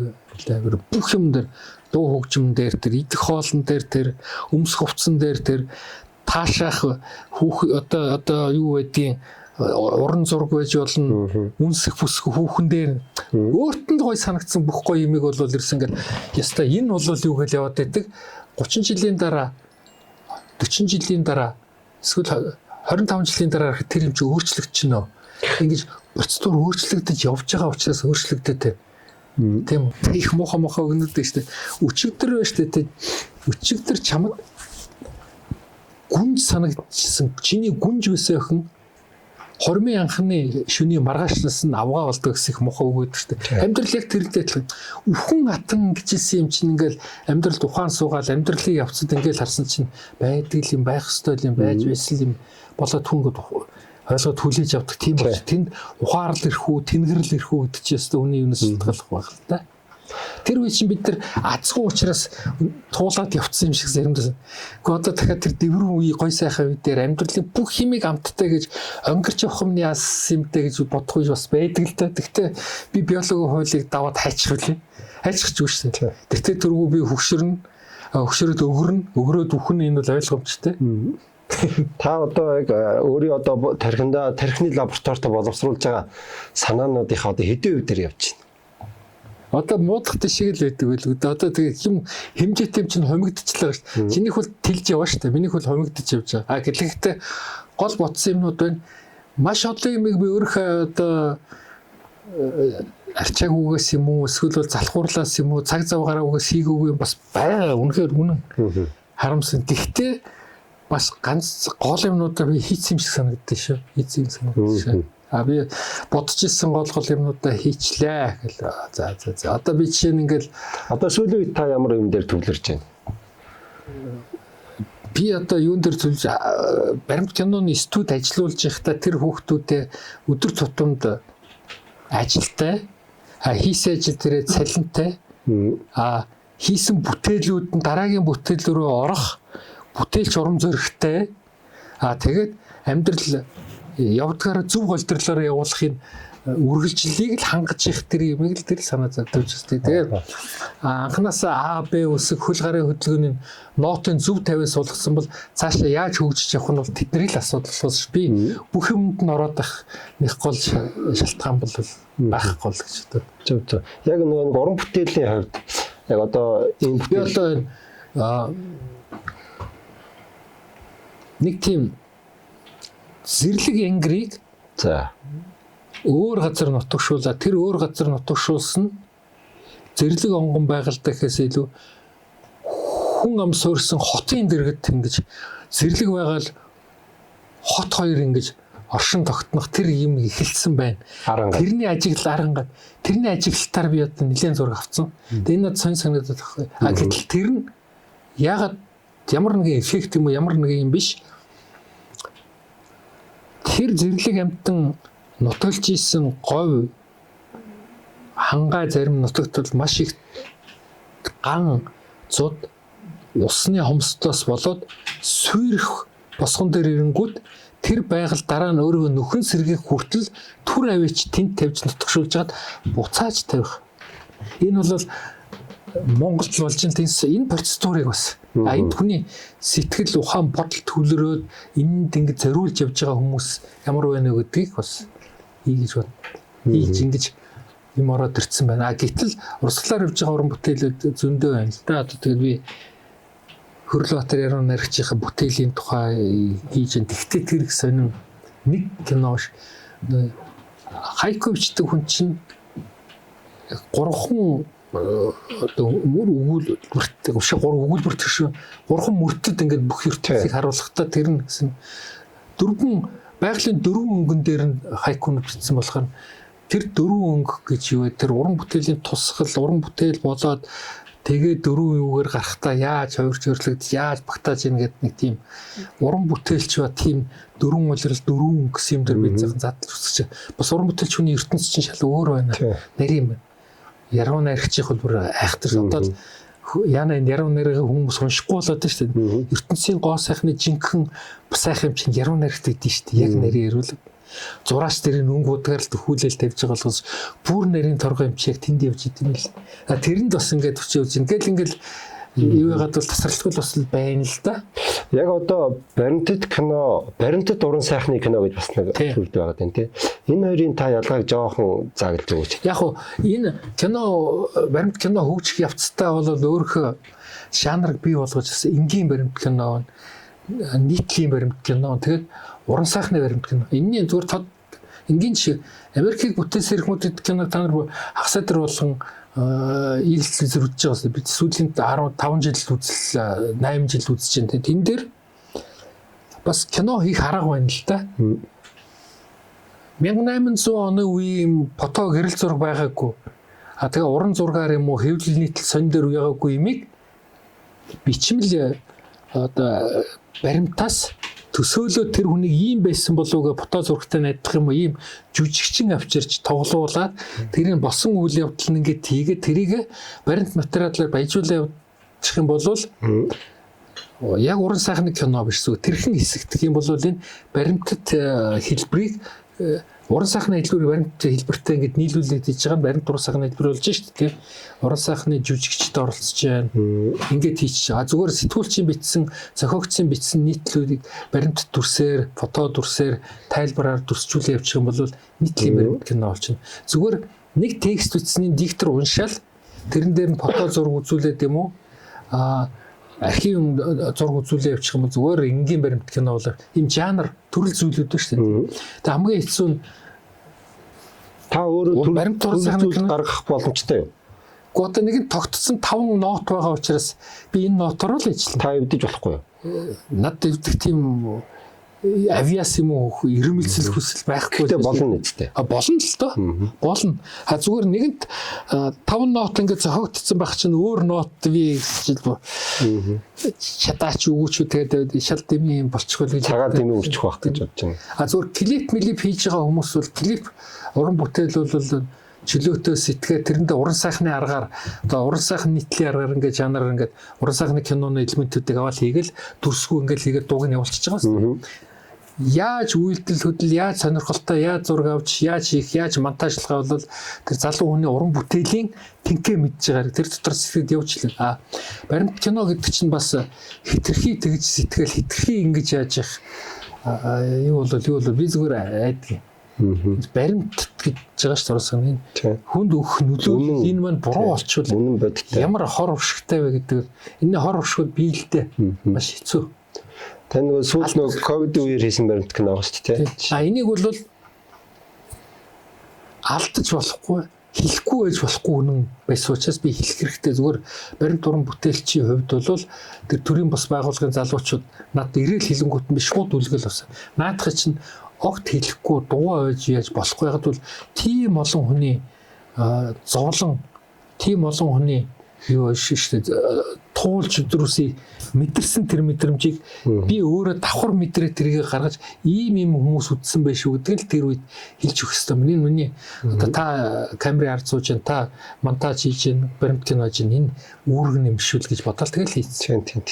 Яг л одоо таны тэр кино шиг ийм их кинонууд хэрэгтэй байна. Одоо бидний нийгэмд энэ зураг суй тэр яа энэ их гажуудал завхрал тийм ээ.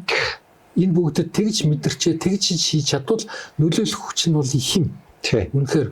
Тэгээд бид энэ киногоо телевизээр гаргахаас илүү ихэд хүмүүстэй ажилдаг мэрэгжил эзэмшиж байгаа эргээд төгсөөд ажиллах ангаах ухааны дээд сургууль хуулийн ангийнхан Монгол Улсын их сургуулийн тийм ээ.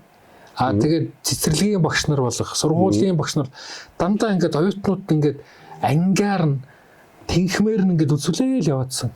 Залуучуудад зориулж. Зөв. Тэгээд дараа нь тэдэртэй ярилцаж бүтэн жил тэгж явсан. Тэр төрийн бас байгууллага нөгөө тэмээтэй механикч л явсан биш. Тэгж л явсан. Аймагуудаар ингэж явсан. Тэгээд би бодсон 300 хүн цуглахад 30 хүнд тийм бодолтой үлдээсээ зөв болоод үлдээсээ л гэж бодсон. Тийм. Ер нь баримт киноны уран бүтээлчид миний харж байгаагаар цөөхөн байна. За гарын 10 уруу шиг л байх шиг байна. Үнэхээр итгэвтэй хийж байгаа. Энэ ингээд уран бүтээлхийн араас явж байгаа. Энэ бүтээл байна чи бодоор өөрөө ашиг олохгүй болохоор сонирхгүй байна хүмүүс. Уран сайхны кино шиг кино театрт гараад орлого олдог гэд биш байна. Ямар ч орлого олохгүй шүү дээ. Харин 0 орлоготой юм болсон. Энийг захиалдаг хүн байж болно, ивент тэтгэлэг байж болдог. Тийм.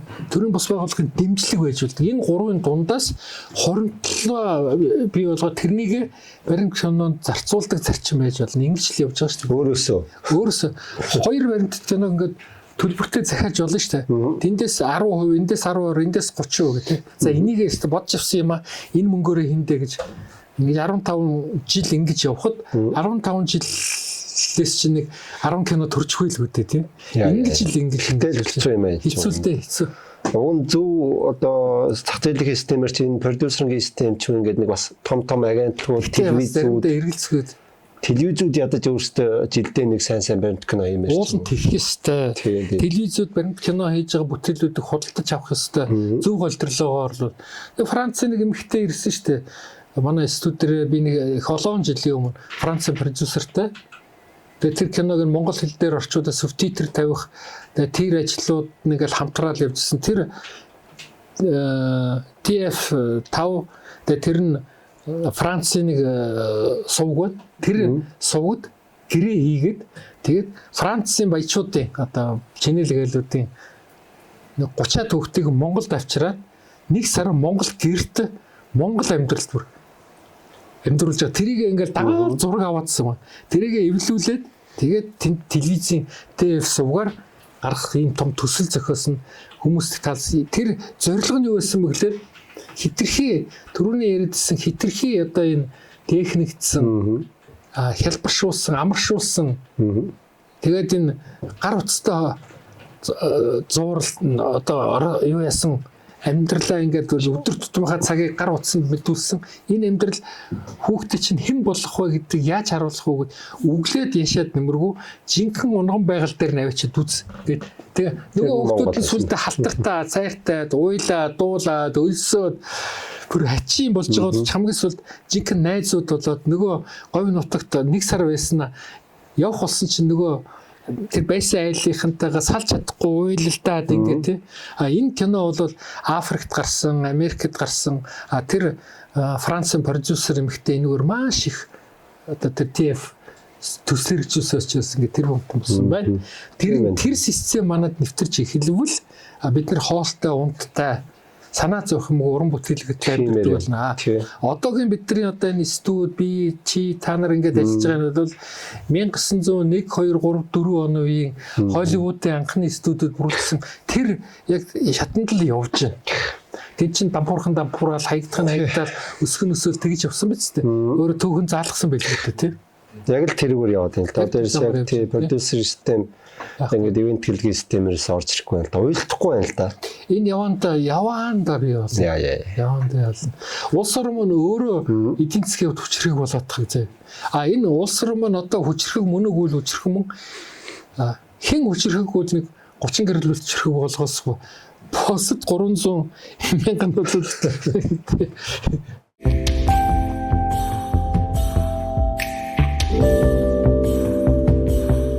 Сонгуулиар харж байгаа юм шүү дээ. Манай медиа групп гэж байгаа шүү дээ.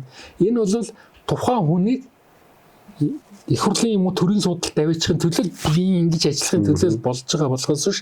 Тим хүчрэг бизнесмэнүүд чинь тим медиа группыг нийгмийн сайн сайхны төлөө ажилуулдаг бол тэр нь уул уурхаагаас орж ирнэ үү, юунаасаа орж ирнэ үү, мөнгө орж ирж явах ёстой. Тэрийг каналууд аваад, сувгууд аваад, телевизүүд аваад үзүүлж явах ёстой. Тэр телевизийн сувгц кино контент худалдаж аваад үзүүлэх мөнгөний одоо юунаас өгч явах ёстой. Улсаас өгч явах ёстой. Тим систем Францд байна, Германд байна, Бельгид байна, Данд байна, Америкт байна. Бүх оронд байна. Монгол бол Америкийн кино урлаг хөгжүүлсэн 1904-өөс 6 оны хэмжээнд явж байгаа юм да. 110 жилийн хоцрогдолтой явж байгаа 110 жилийн. Бидний өмс хувцас оймс төсийг подволк миний зүүж байгаа шил юу бол яг орчин үетэйг хөл нийлээд байгаа боловч нийгэм маань өөрөө хөгжлийнхээ бүх шатаар бол 100 жилийн өмнө явж байна. Энэ л байгаа тийм.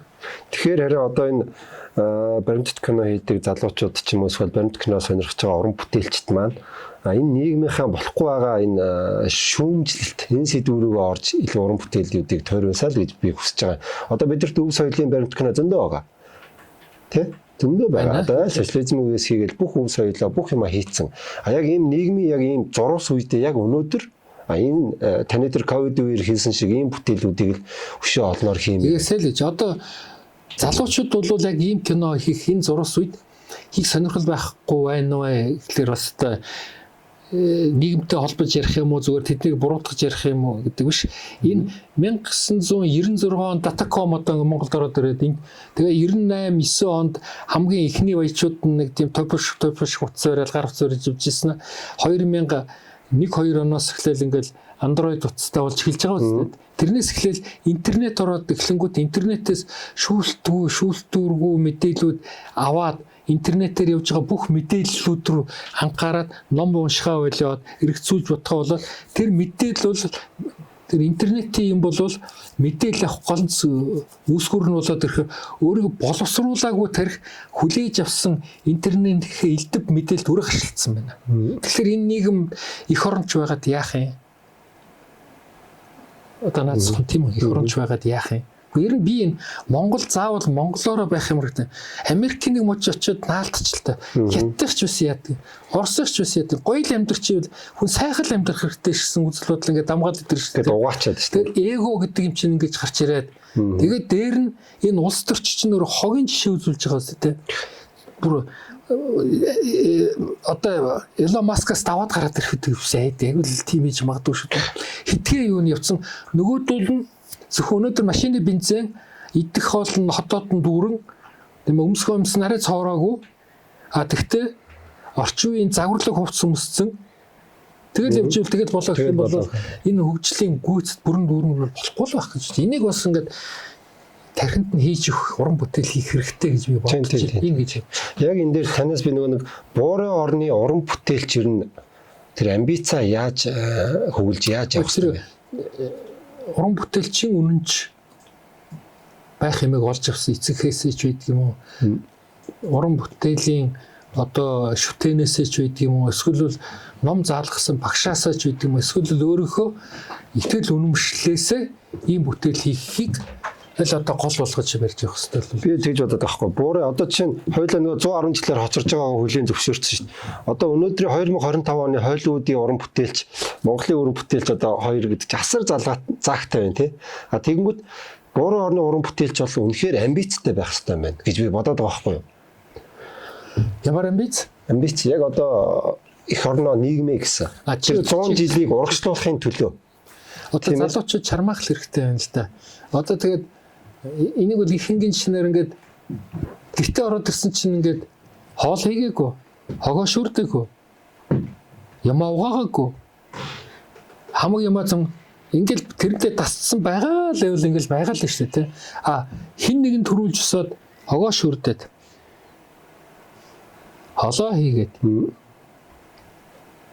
агаар оруулаад хуучин мууцсан юмнуудаа хаяад хэр дарддаг болсон юмнуудаа угаагаад ингээд тэмцэжлэх явах хэрэгтэй тийм. Тэгээд дараа нь хашаа байшинд байдаг бол энэ хавар ногоо тарья гэж бодох хэрэгтэй тийм. Гэдэг чинь хүн дандаа өгшин төвчих юм руу тэгж идэвхтэй юм байхгүй бол ийм байдлаар бэлэн хэрэглэгч байх юм бол энэ явахгүй л дээ. Тэгэл бид нар нөгөө миний харж байгаа нөгөө 100 жилийн өмнөх нөгөө 100 жилийн урд байгаа уран бүтээлчтэй л дуурайгаад байгаа байхгүй юу? Тэгвэл уран бүтээлчд бол байна би боддог юм. Одоо энэ бурангуй юмтай тэмцэх бас зориг бас байж хэрэгтэй. Зоригтой хүн гэдэг чинь бол наагаад өгье, халаад өгье, орилоод өгье юм биш. Одоо над бол тийм айхтар наагаад өгье, халаад өгье гэсэн тийм хүн амтнд зодох, хараах, ерөх тийм байгаагүй юм уу байхгүй гэж бодъё л да. Гэхдээ эх орондоо л очсон кино хийх тийм зэрэг бол надад байсан л байх гэж одоо өөртөө жоох л урамшуулж. Би нэг хийсэн хүн ийм байсан чинь би харуулсан шүү гэдэг л энэ бол уран бүтээлчийн одоо зэрэг байх хэрэгтэй болов гэж бодлоо. Зэрэг эмзэглэл тийм ээ. Эмзэглэл авяас чинь бас нэг төрлийн эмзэглэл юм а гэдэг байгаа шүү дээ. Янз бүрээр яриад. Зүгээр тэр эмзэглэл байсан ба. Эмзэглэл үнэхээр эмзэглэлсэн. Тэрийг ингээд би одоо тэр эмзэглэлийг юу гэж хэлж өгвөл дотроо төсөлж миний зүрх цохилж байгаа тэр зүрхийг грант нь сонгоолгоод гараа нойтон болгож байгаа тэргээд нүцгэн гараараа бариад байхад би яаж акц хийх вэ? Тэр шиг мэдрэмжээр би энийг өгөх ёстой юм байна л гэж бодсон байхгүй. Тэр юугаар мэдэрсэн бэ гэхээр тэр монтаж хүмүүсийн эвлүүлснийг редакторууд хийсэн байна. Би тэр дундуур нь хэдэн текст бичсэн байгаа да. Тэр текстийг яаж хүргэх вэ? Ямар хөгжмөөр, ямар зурган дээр гэдэг чинь ингээ гол цохилтууд нараад ирсэн болов. Авиас ер нь одоо жишээ нь тэгэхээр уран бүтээлч нэлээд чанартай уран бүтээлч болыг үл нэлээд жоохон амьдрал гадралдаг, амьдрал үдсэн байх шаардлагатай байгаад байна уу? Эсвэл гинтийн л нэг тийм төрмөл авиастай байх шаардлагатай байгаад байна уу? Ер нь бол авиас гэдэг зүйлийг би ойлгохдоо авиас бол сургуульд орохын өмнө одоо жишээлбэл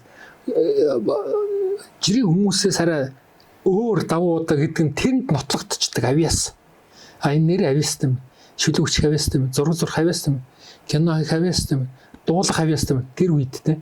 Тэрний дараа бол хийх гэж байгаа юмдаа суралцахлын юмнууд явж байгаа. Суралцсны дараа хэрвээ авиас эсвэл сурсан юм араа авиасаа хөгжүүлээд аваад явах л гэсэн. Тийм л юм байгаа гэж байна. Яг жинхэнэ авиас гэдэг ойлголтыг бол би тэнд одоо даль жигүүр нь ургаад ирсэн тэр үед дээд сургуульд орохын өмнө сургуульд байхдаа тэр шүлэг зохиож байхдаа дуу зохиож байхдаа юм бичдэг байхдаа бусад хүүхдүүдээс арай давуу арай өөр арай авьяастайсэн тэр үед илүү яриад бусад үед нь бол би энэ өгсөн өгөгдлөөрөө сурсан зүйлээрээ хүнд хэрэгтэй юм хийхдээ зориулах бүх насны тийм хар хөдөлмөр явах юм болов уу гэж ойлгоод би хувьдаа тэгж л ойлгоо яваад. Тий хар хөдөлмөр тий. Тэр хар хөдөлмөр. Тэгээс биш жил болгон би авиас гэж ярьж болохгүй. Жил болгоод тэр л утгагүй биш надад. Тий. Хөгжмөчийн дунд сурвал бол авиастай биш үү гэдэл багш нь сонгоод авцсан байж байгаа шээ. Тэрний дараа бол тэр хөгжим тоглох нотыг үгүй зааж өгч байгаасаа. Тэгж жагаад тэр нотон дээр заасан дээр толгороо дэлхийн сонгодог бүтээлүүдийг сонсогчдод хүрэхийн төлөө өөр зараасан авиасаар сурсан тэр эрдэмийн хар хөдөлмөр л явах үстэй. Тий. Би тэр хар хөдөлмөр л гэж бодоод гисэн. За. Одоо бас би ингэж ажиглаад байгаа. Яг одоо өнөөдөр одоо бидний нийгэмд баримтат кино их дутагдaltaй байгаад байна. Тэгээд баримтат кино маань үзэлт маань үзэгчд маань бас их холдчихжээ. Гарч байгаа нэвтрүүлж байгаа сувгууд бас ховор байна. Яг энэ баримтат кино яагаад ингэ орхигдоод байна? Одоо бид нар энэ баримтат киногоо өшөө цаашаа яаж хөгжүүлэх юм, яаж баяжуулах юм? Одоо ба ирээдүйдээр та нэг базаад нэг хэлээч. Баримтат сонирхолгүй хийгээд байна л да.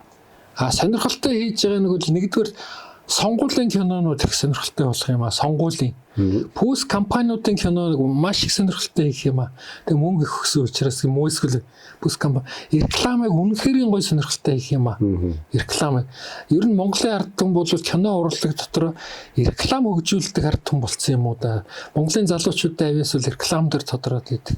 Гэтэл яг том уран бүтээлийг жинхэнэ сонирхолтой сайн хийхлээр тэр кино хийх авьяас бол дутсан гэж би хэлэхгүй тэгж болохгүй. Хүн авьяас чадaltaй мундаг хийж ганцхан тэр бүтээлээр амьдралын мөн чанар тэмүүлэл зорилгыг зөв гаргаж ирээд зөв хийх тэр эрмэлзэл хүсэл зорилго байх юм бол эхлээд нэг муу хийж болно, дараа жаахан муу хийж болно, тэрний дараа арай муу хийж болно.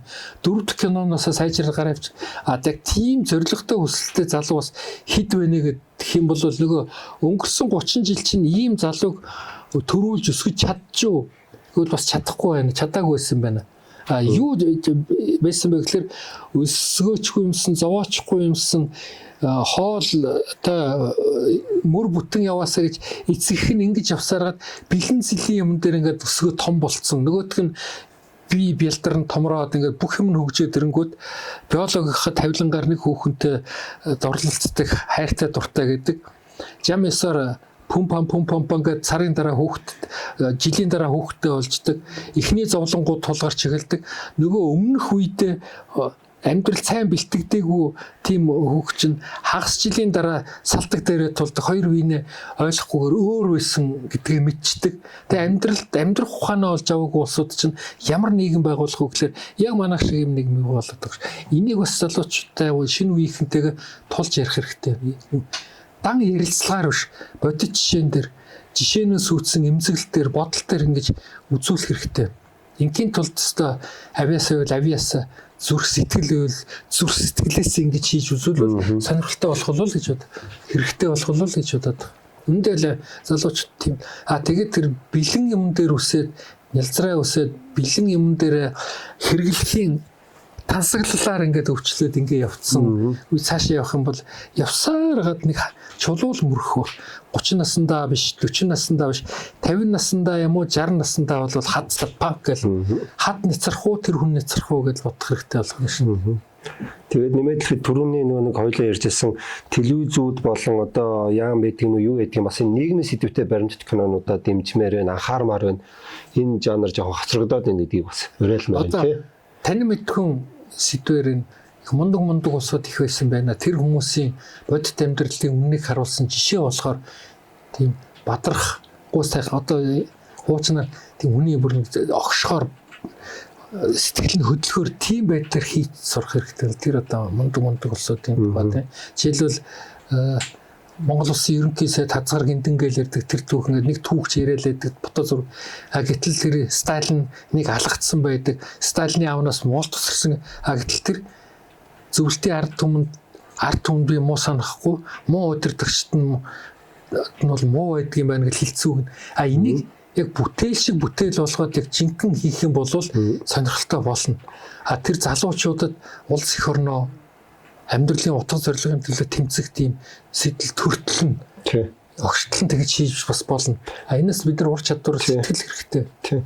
Одоо ингээд нэгэн болохгүй байгааг ард түмэн өөрөөсөө мэдэрч байгаа яг тэр зөв өнцөг нь олоод яг зөв тал дээр нь гоё ингээд баримтат кинонууд хийгээ гаргаад ирвэл хүмүүс яг зөв тэр тэмцлээ зөв хийх хэрэггүй. Тэгэхгүй одоо яг нийгэм маань дандаа буруу тэмцэл хийгээд байна. Тийм баримтат кино хийх хүсэж байгаа залуучуудыг дэмждэг, тэтгэдэг.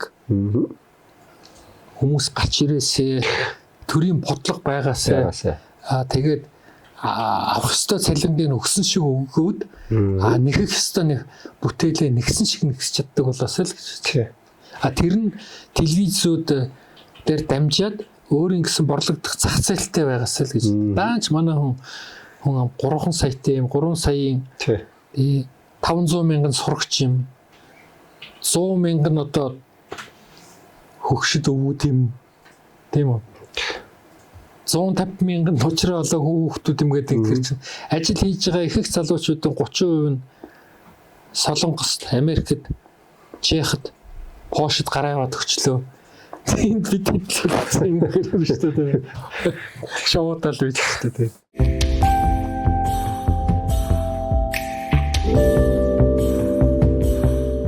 За тэгээд баримт киноны зорилго ач холбогдлын чухлыг ингэж ойлгох хэрэгтэй. Ингэж нийгмийн кино гэдэг чинь ийм сэдв асуудал хөндөж яриа хөндөж байгаа энэ юм маань өөрөө их чухал байна л да. Ингэж ойрд ярьсангүй хүмүүс нэвтрүүлгээр чаасангүй яг баримт кино их залуучуудад байна. Хийж байгаа улсууд байгаа байна. Тийм нүцгэн байна. Нүцгэн талтай мөнгөгүй байна. Үнийг хэлэхэд мөнгөгүй байна тийм. Хамгийн амар. Ерөөсөө одоо бидрийг ганц уран бүтээлчдийг яг үнэхээр уран бүтээл хий гэсэн нийгмийнхээ сайн сайхны төлөө ингээ хүмүүсийн сайн сайхны төлөө соён гэрүүлэх гэсэн уран бүтээлчдэд юу байхгүй байдгүй мөнгө л байхгүй. Залуучуудад яг бусдаар бол цацах совгууд боломжууд маш их байна. Тэгэнгүүт эсрэг нөгөө нийгмийг харлуулах, булангартуулах одоо нөгөө өөртөө автуулах нөгөө мэдээллүүд маш хямдхан өртгөөр бүтдэг. Одоо чи нэг хүн зүгээр лайваар тавьж чарлал ороод ирдэг ч юм уу те маш зардалгүй маш чирэгдэлгүй ингээ вирусыг ингээ тархаад байж идэг. Харин бидний нөгөө гэгэрүүлэх юм маань маш өндөр үнээр маш их хөдөлмөрөөр бүтдэг нэг юм хоёр эрс тис зааг байгаа. Одоо ингээ сууж байгаа дөрвөн залуу хараад одоо баримт кино уран бүтээлийн студид ингээ сууж ийн гэдэг нь сайн ганцхан дотроо хүн болон өөрийнхөө нь хийж байгаа ажил мэргэжилтээр л миллиметрээр 5 мм-ээр 5 мм-ээр 10 см-ээр 10 см-ээр 1 метрээр ингээл 7 хоногоор 2-7 хоногоор 3-7 хоногоор нэгс жилээр ингээд өсгөжл явах хэрэгтэй ингээд өсчил гадаадаас бодломжоор мэдээллүүд аваад хэрэглэх юмнуудаа боломжоор ингээд тэгээд юу яах хэрэгтэй юмны учир начрыг зөв ойлгоод учир начрыг тайлах гэж яагаад гэж асуугаад тэгээд ингэ хэрэгтэй юм биш үү гэдэг бодол төрсөн бол тэрийг сайн уран бүтээл болтол нь хөгжүүлэх тэмүүлэлтэй зоригтой байх хэрэгтэй. Тэгэхгүй л бас ингээд бид нар ч амьдрал хаяндаа мөдөлгөөл хэлж байгаа нөгөө нэг за тэгээ залуучууд чинь 34 хүрээл эрэнгүүтэл тэгэл эхнэрийн мэдлэлд орол тор уурал дэлгүүрээс хүүхэд салах аваад цэцэрлэгээс хүүхэд аваад тэгэл нэг машинаар тэгэл нэг зөөдөг амтан болол тэгэл амьдрал дуусчих юм. Бүр тэгэл хэлдэг байсан чинь тэгээ хор уцалдаг байсан. Одоо бид нар бол хондог байсан 3 хондог байсан гутлын уул салцсан байгаад скотчоор наагаад явдаг байсан. Өглөө 6-ад ажилдаа ирдэг байсан. Шөнө 1 цагт очдог байсан. Дундуур нь хүүхдэд цэцэрлэг тавьж зүгээр хоолойн хийж өчөөд эргэж гарч яваад найзуудтайгаа монтаж ярьж хэрэлдэж уралдаж хийчээ телевизээр гаргахад нь хийсэн юм хараад их өөртөө бурууч байсан, мууч байсан, гойч байсан баярлдаг. Тэр баяртай сэтгэл нь дараагийн 7 хоног дахиад гоё юм хийгээд одоо нэг хүн уцтаасаа нэг хүн захиа хийчихсэйг бөөн баяр болдог гэсэн. Тэр амьдрал бид нар аягуулсан тэр нэг үүлэнчлөөний нарч юм шиг тийм юм байсан шүү. Тэр үеч та нар бас жоохон нэр хүндтэй байжээ. Одоо бол амьдралаа тэгээд золиослонгууд ганцхан телевизтэй байсан ч одоо би жишээ нь амьдралаа тэгээд золиослж бол би бол ямар ч нэр хүндөө ерөөсөө тэгэл гуйлагчин л болохгүй. Одоо ёстой нөгөө нэг чиний эх орондоо очихсан гэдэг шиг тийм кино хий. Тийм бүтээл хий. Тэгвэл хүн үзнэ. Үзээд эхлэх юм бол аяндаа чамд телевизүүд уран бүтээл сонирхоод эхэлнэ. Тийм. За баярлалаа таныг өнөөдөр хүргэж ирсэн. Тэгээд баримтат кино гэж энэ сайхан төрөл байгаа шүү. Одоо тэр Ахмадын сайхан уран бүтээлчд маань энийг ингээд төвлөрүүлээд ирсэн. Одоо та ингээд ахаад бидэрт төвлөрүүлэх гэж залуучуудаа үлдэхэл ингээд яг энэ нийгмийн орой босгоо үед ингээд бас л чадлаараа ингээд зүтгэл явж байгаа. Танд үнэхээр их баярлж байна. Тэгээд 3 үеийн уран бүтээлчд одоо таны аав киноны юм байла. Та кино чинь таны хүү бас одоо баримт киногоо хийгээ явж чинь. Тэгээд танаахан гэж хэлэх юм уу да нэр Монголын ард түмний өмнөөс дамаас их баярлаж талархснаа хэлье да. Би бас киноны уран бүтээлчийн гэрүүл төсөөд 4 настай байхдаа пленкийг ороож байгаа сэлэн болгож тоглолтог ганц тоглоом тэр байсан гэж байлдал. Тийм орчинд өсгсөнд бас байдаг. Үнэхээр ингэж тий 3 үеэрээ ингэж явна гэдэг чинь багийн хүмүүс ингэж өөрсдийнхөө яг нэг ухамсартын нөгөө богинохон хугацааны амьдралаа ингэж нийгмийн төлөө бусдын сайн сайхнууд л ингэж зориулдаг хүмүүс бол ховрлоо. Хооронд телевизэд 35 жил нэвтрүүлэг хийсэн байна шүү дээ. 7 хоног бодлоо ингээд сүлжээнд ороод эхэлнэ шүү дээ. Ухаас их авах цаггүй сүлжээний нэвтрүүлэг энэ 7 хоногт нэг, дараагийн 7 хоногт нэг, дараагийн 7 хоногт нэг ингээд сүлжээнд орсон. Энэ чинь өөрөө бас надад нөгөө баримтат кино хийхин өмнөх өстой цэргийн сургууль болсон. Үнэхээр хөл гарын сургууль болсон шүү.